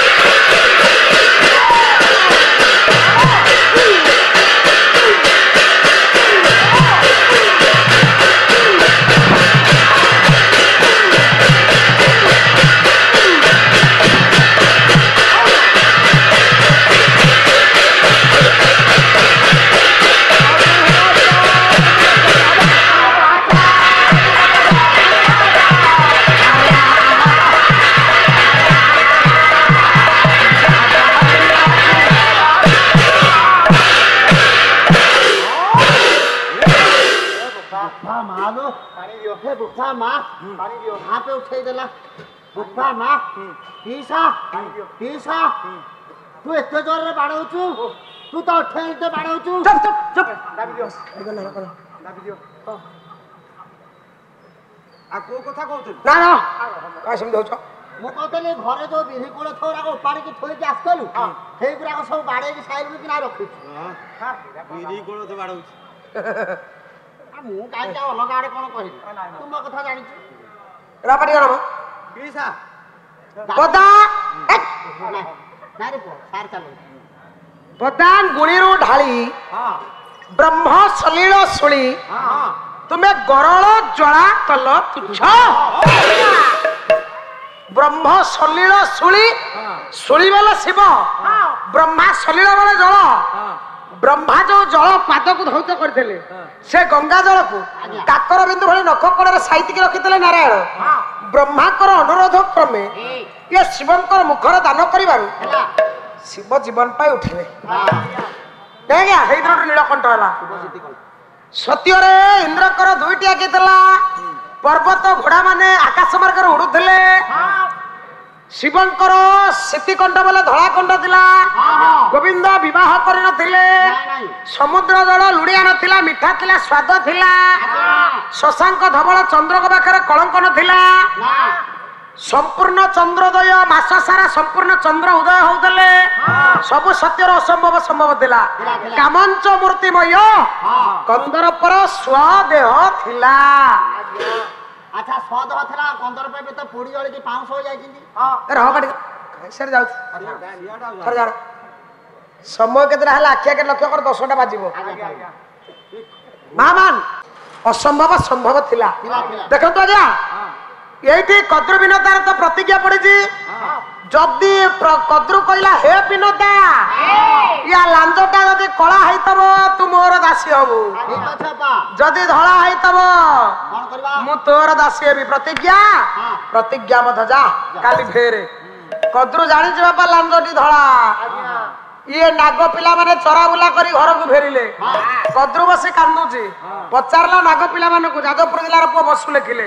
মঞ্জুଳ কবি বসু কেড়ে সুন্দর পদটি লেখি দেখি যাইছেন কোন কহিলে কলা কহ পুত্র কি নিশ্চিত সকি সত সত সত সতরে মানব সকি সত সত দেখিন কি মাতা তারূপ শুভ্র রজত বদ কলা হার পিলে পচারুଛୁ কর্কটক কালিয়া রাগ বাপা উচ্চেশ্বর অশ্বর যে লাঞ্জটা ধলা না কলা না আলো মা সে পুরা দেখা শুভ্র রজতবত রজত বলে রূপা বলে ধলা ভারি ধলা সে যেমিতিয়া দেখা ইয়া রঙটা হচ্ছে সেইভাবে লাঞ্জটা ধলা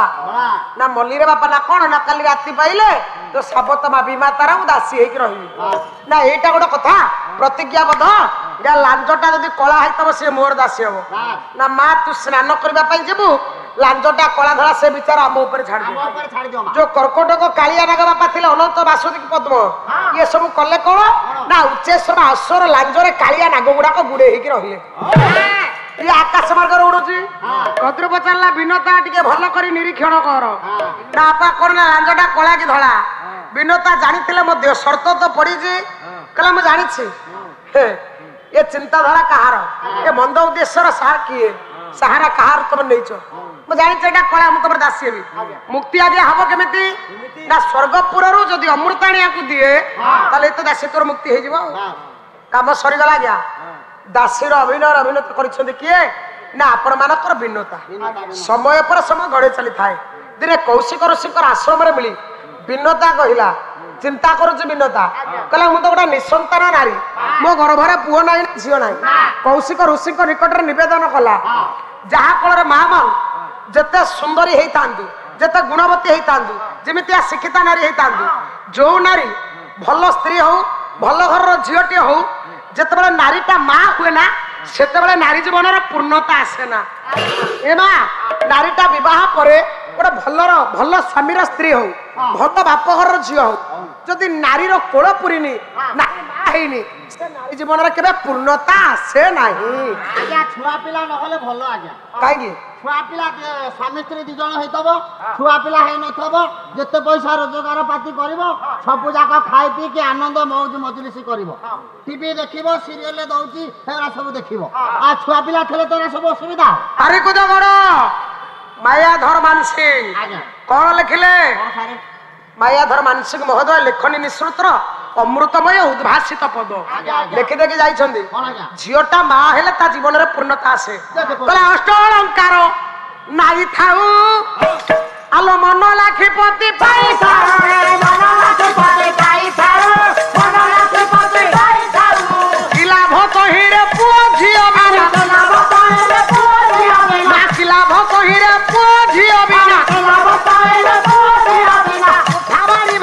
ପାଇ ଥାଉ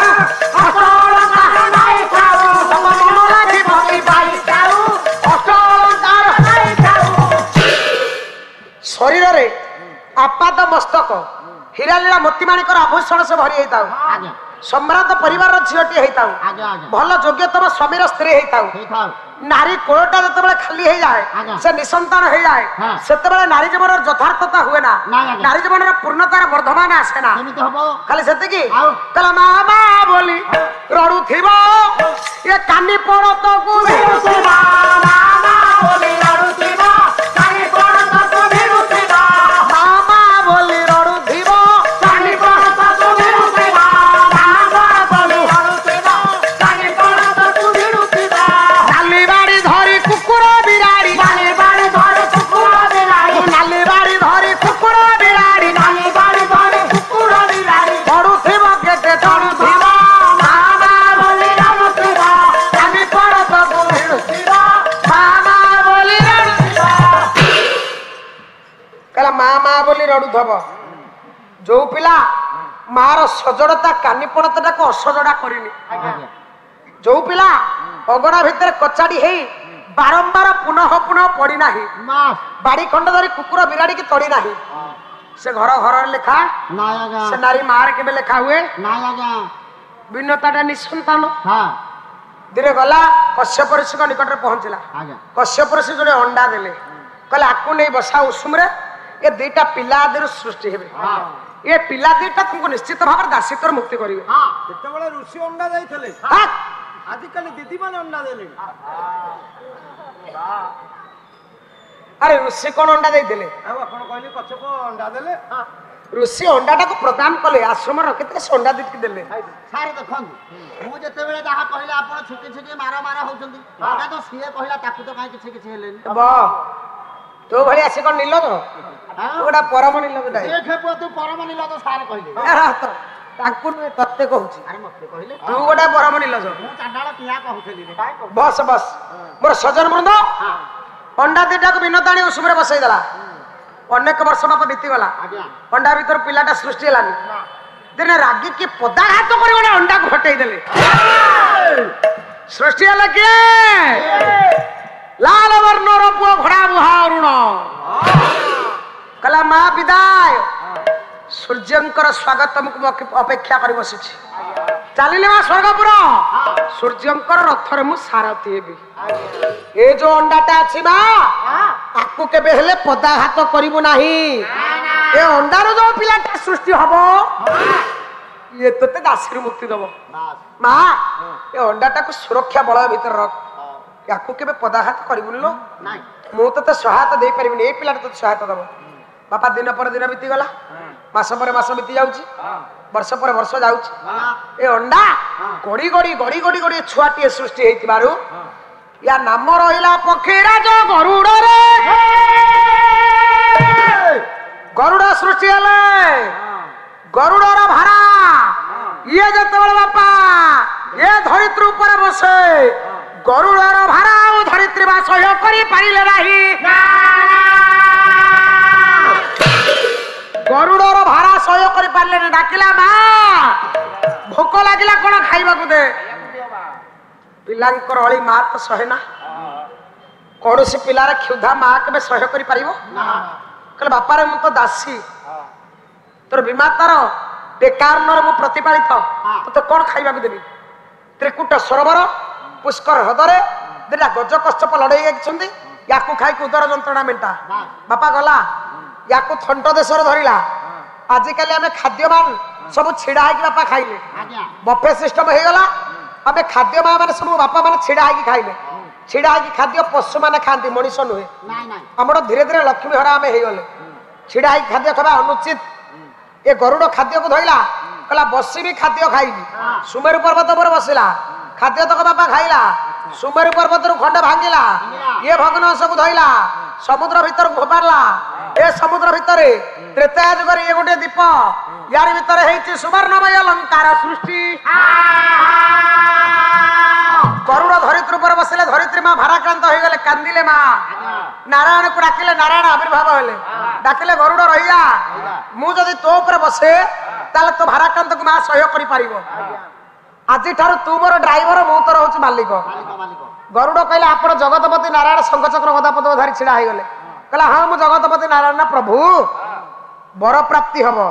मते वर प्रदान कर ना कि वर मागुछु मागे सत्य करंतु सत्य करदेले के ना बापा आपण मानकर नारायण कहला जदि तबे सत्यर आबद्ध हेलो हे जगतपति नारायण सारा जीवन आजीवन मु तमर भृत्य आपण मोर मालिक तमे होच सेव्य मु होच सेवक आपण को स्कंद देशर धरिकी मु बुलीबी उड़ीबी सारा त्रिभुवन बुलीबी मु तो ड्राइवर आपण मालिक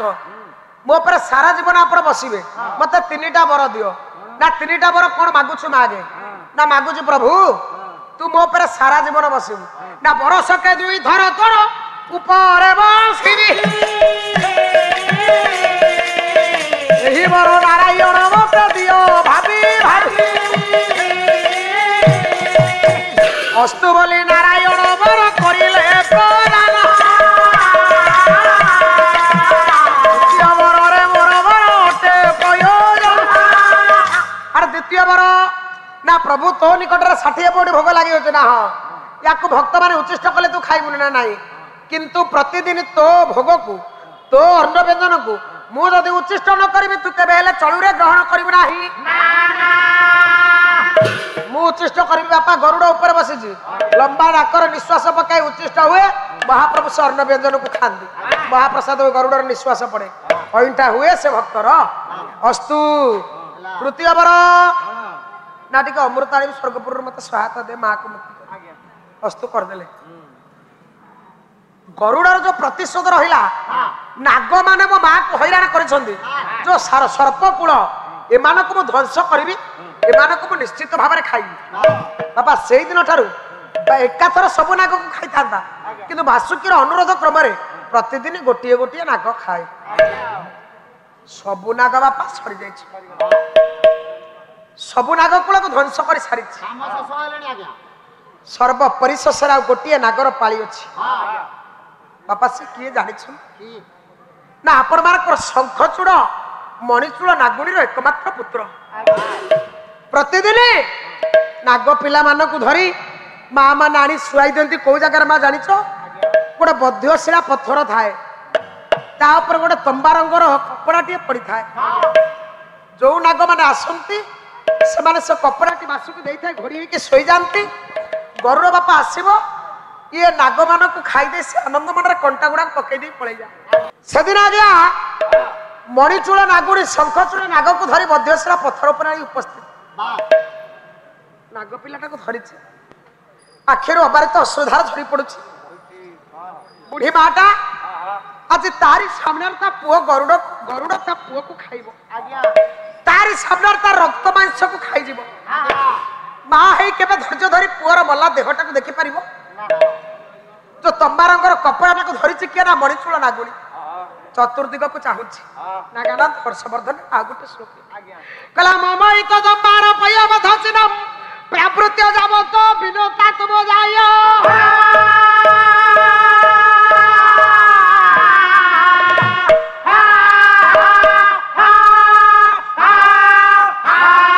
पुत्रस्यते जीवित रक्षाय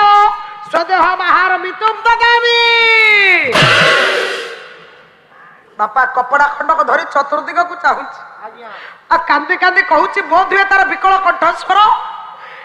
ये गरुड़र कबल मो पुआ जीवन के बंचाई दियो कांदुची मणिचूड़ नागुणी बापा मित्रावास को घर को विदाय दे जे मुत बहाल कले पर पाई मो जीवन प्रदान करी मार विकल क्रंदन को छिड़ा है देखुछंती पर उपकार जिमुत बहाल आपण मार गंगाधर मेहर लिखिना सुंदर पदटी कले पर उपकार पुण्यमय व्रत पालंती महत जन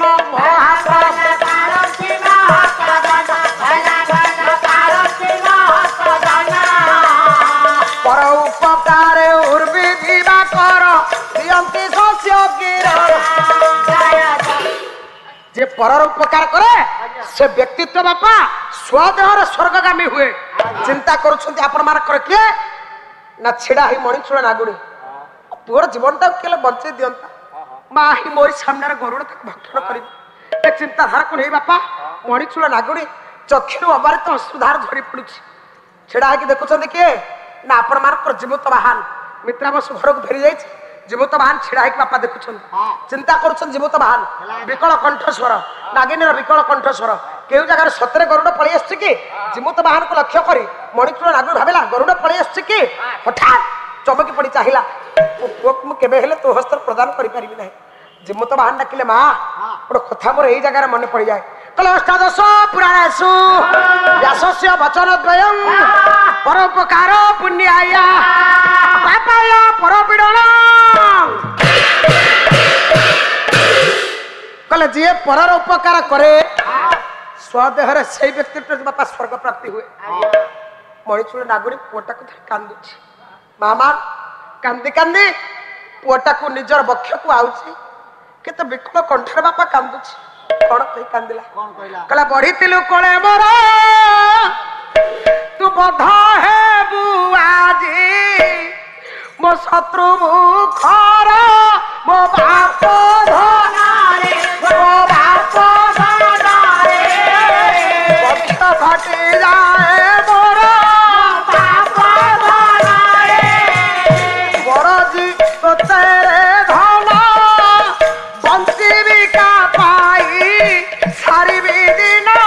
मो बाप धनारे मो बाप धनारे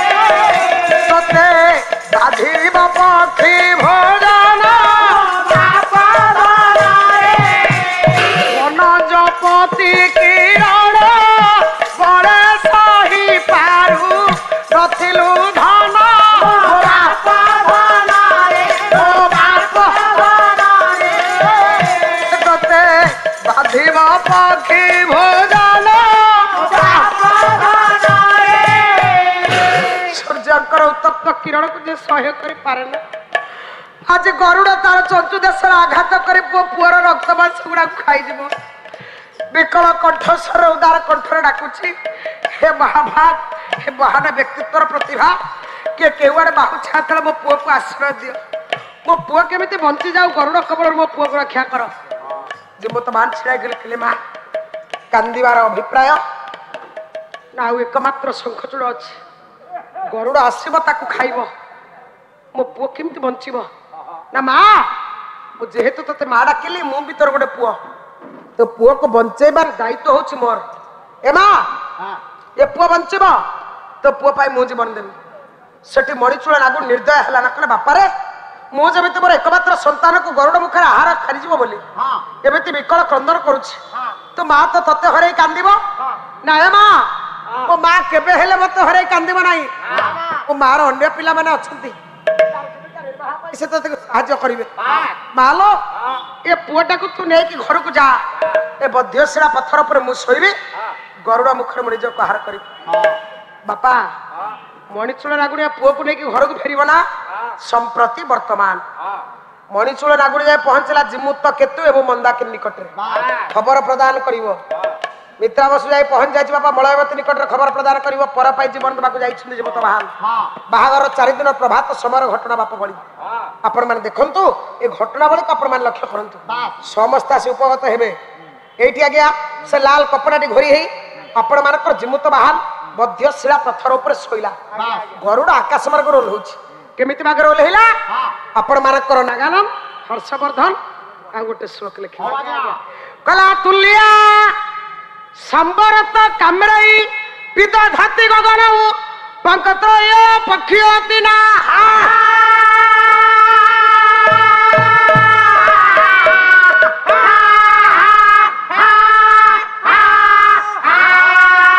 वीरो बेगानी रस्तौ क्षिपति हुमायव प्रवणम्ब सिद्धो कृपान कल्पंत शंका सपरित समय विखित दिग्धोपेन्द्रई दहसई दशाचार मुर्मु द्वादश द्वितीय दीप्तहि बापा धनुरु तीरटा जतिकी बेगरे जाए गरुड़ सेतिकी बेगरे उड़ी उड़ी आइला कौन कला ना जिमुत बाहानर शरीरटा को चंचु देश में जाबुटी धरला कहला नबु अवतरी भुजंग विचारी ଜିମୁତ ସହିତ ନଗେ ବଧୁ ପାଳ ଚଞ୍ଚୁରେ ଚଞ୍ଚଳ ଢାମ୍ପି ଜଳେ ହର୍ଷେ ଖଗ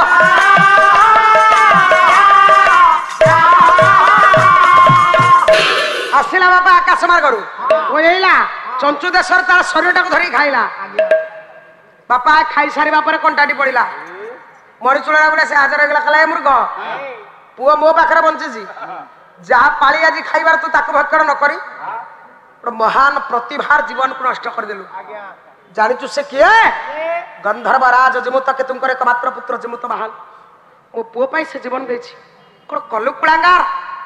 ଏଭଳି ଗୋଟେ ମହାନ ବ୍ୟକ୍ତିତ୍ୱର ଚରିତ୍ରକୁ ତୁ ନଷ୍ଟ କରିଦେଲୁ ବାପା ଗରୁଡା ଆଉ କଣ କରିବ ଚିନ୍ତା କରୁଛି ଏପଟେ ଜିମୁତ ବାହାନର ବାପା ଜିମୁତ କେତୁର ବାମ ବାହୁ ବାମ ନେତ୍ର ସ୍ଫୁରିତ ହଉଛି କହିଲା ସ୍ଫୁର ଶିଖି ମୁଁ ଦକ୍ଷିଣ ତରେ ମୁହୁର୍ମୁ ସୁଚୟମାନ ଇଷ୍ଟ ହତ ଚକ୍ଷୁରେ ହତସ୍ଥ ପୁରିତମ ମମ ପୁତ୍ର କହ କୁଶଳୀ ଆପଣ ମାନଙ୍କର ଗନ୍ଧର୍ବରାଜ ଜିମୁତ କେତୁର ସମସ୍ତେ ଆସି ଉପସ୍ଥିତ ହେଇଯାଇଛନ୍ତି ଗରୁଡ ବାପା ଖାଇସାରିଛି କାହାକୁ ନା ଜିମୁତ ବାହାନକୁ ଆଉ କଣ ଅଛି ମା ବାପା ପ୍ରଥମ ଥର ବାପା ଗଲା ସ୍ୱର୍ଗପୁରର ଅମୃତ ଆଣିବା ପାଇଁ ଯୁଦ୍ଧରେ ପରାସ୍ତ ହୋଇ ଫେରିଛି ଦ୍ୱିତୀୟ ଥର ନାରାୟଣଙ୍କ ନାମକୁ ସ୍ମରଣ କରି ଅମୃତ ମାଠିଆଟାକୁ ଧରି ଆସିଲା କିଛି ଅମୃତ ନେଇ ଜିମୁତ ବାହାନ ଉପରେ ଛିଞ୍ଚିଲା ଜିମୁତ ବାହାନ ଜୀବନ ପାଇ ଉଠିଲେ ସମସ୍ତେ ଚତୁର୍ବର୍ଗରେ ଛିଡା ହେଇଛନ୍ତି ମଳୟାବତୀ ମିତ୍ରା ବସୁ ମଳୟ ସେନ ଆପଣ ମାନଙ୍କର ଜିମୁତ କେତୁ ରାଣୀ ମନ୍ଦାକିନୀ ଏପଟେ ମଣିଚୂଳ ନାଗୁଣି ଶଙ୍ଖଚୂଳ ନାଗ ସମସ୍ତେ ଛିଡା ହେଇ ଆନନ୍ଦ ହେଇଗଲେ କିନ୍ତୁ ଯିଏ ବଞ୍ଚିଲା ତା ହୃଦୟରେ ଆନନ୍ଦ ନାହିଁ ପଚାରୁଛି କହିଲା ମୁଁ ତ ମୋ ପାଇଁ ଜୀବନକୁ ଦାନ କରିନଥିଲି ମୁଁ ପର ପାଇଁ ଜୀବନ ଦେଇଥିଲି ତୁମେ ଯଦି ଅମୃତ ଦ୍ୱାରା ଏ ନାଗ ମାନଙ୍କୁ ବଞ୍ଚାଇ ପାରିବ ତାହେଲେ ଜୀବନକୁ ରଖିବି ନହେଲେ ପୁନର୍ବାର ଜୀବନକୁ ଦାହ କରିବି ବାପା ସେଇଆ ହେଲା ଅମୃତ ମାଠିଆଟା କିଛି ଅମୃତ ଆଣି ଯୋଉ ସାପ ମାନଙ୍କର କଣ୍ଟାରେ ଛିଞ୍ଚିବାରୁ ସେମାନେ ସବୁ ବଞ୍ଚି ଉଠିଲେ ନାଗ ମାନଙ୍କୁ ଆନନ୍ଦ ଦେଇଥିବାରୁ ନାଟକଟିର ନାମ ହଉଛି ନାଗାନନ୍ଦ ହର୍ଷବର୍ଦ୍ଧନ ଲେଖିଲେ ଅମୃତ ମାଠିଆଟା ନେଇ ଗୋଟେ କୁଶ ବୃକ୍ଷ ତଳେ ଧୋଇଦେଲେ ବାପା ସବୁ ସାପ ମାନେ ତ ବଞ୍ଚିଛନ୍ତି ଯାହାର ପ୍ରକୃତି ଯାହା ସେ କେବେ ପରିବର୍ତ୍ତନ ହବ ପ୍ରକୃତି ନଇବ ମୁଚିୟତେ ଇଏ କଦ୍ରୁ କହିଲା ସାପ ମାନଙ୍କୁ କହିଲା ଅମୃତ ମାଠିଆଟା ସେ କୁଶ ବୃକ୍ଷ ଉପରେ ଛିଡା ହେଇଛି ମୂଳରେ ଥୁଆ ଯାଇଛି ୟାକୁ ଯାଅ ଖାଅ ସାରା ଜୀବନ ଅମର ହେଇଯିବ ଏ ବାପା ସମସ୍ତ ସାପ ମାନେ ଏକତ୍ରିତ ଭାବରେ ମାଠିଆ ଭିତରେ ଯେତେବେଳେ ମୁହଁକୁ ଭର୍ତ୍ତି କରିଦିଅନ୍ତି ଏ ଅମୃତ ମାଠିଆଟି କୁଶ ବୃକ୍ଷ ଉପରେ ସବୁତକ ଢଳିଗଲା ଏମାନେ ସାପ ମାନେ କଣ କଲେ ତାଙ୍କ ଜିଭ ଗୁଡାକ ସବୁ ନରମ ଏମାନେ ବିକଳ ଅବସ୍ଥାରେ ବିବ୍ରତ ଅବସ୍ଥାରେ ଚାଟିକି ଜିଭରେ କୁଶ ବୃକ୍ଷର ସବୁ ଅମୃତ ଗୁଡାକୁ ଖାଇଲେ କୁଶ ବୃକ୍ଷଟା ଭାରି ତୀକ୍ଷ୍ଣ ଧାରୁଆ ସାପ ମାନଙ୍କର ଜିଭ ନରମ ଏ ଜିଭ ଗୁଡାକ ବାପା ସେଇଦିନ ଠାରୁ ଦି ଫାଳ ହେଇଗଲା ସେଇଦିନ ଠାରୁ ସାପ ମାନଙ୍କର ଜିଭ କୁଶ ବୃକ୍ଷର ତୀକ୍ଷ୍ଣ ଧାରୁଆରେ ଜିଭ ଗୁଡାକ ଦି ଫାଳ ହେଇଗଲା ସମସ୍ତେ ବାପା ନାଗ ମାନେ ବଞ୍ଚିଲେ ଅମୃତ ଦ୍ୱାରା ଜିମୁତ ବାହାନ ବଞ୍ଚିଲେ ତେଣୁ ନାଗ ମାନଙ୍କୁ ଜିମୁତ ବାହାନ ବଞ୍ଚେଇଥିବାରୁ ଏ ନାଟକଟିର ନାମ ଦିଆଯାଇଛି ନାଗାନନ୍ଦ ନାଟକ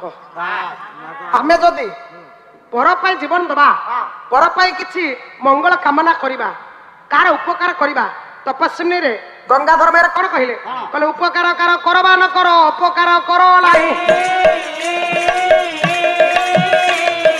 ପ୍ରଶଂସା କାହାର କରବା ନ କର ବୁଲନା କା ନିନ୍ଦା ଗାଇ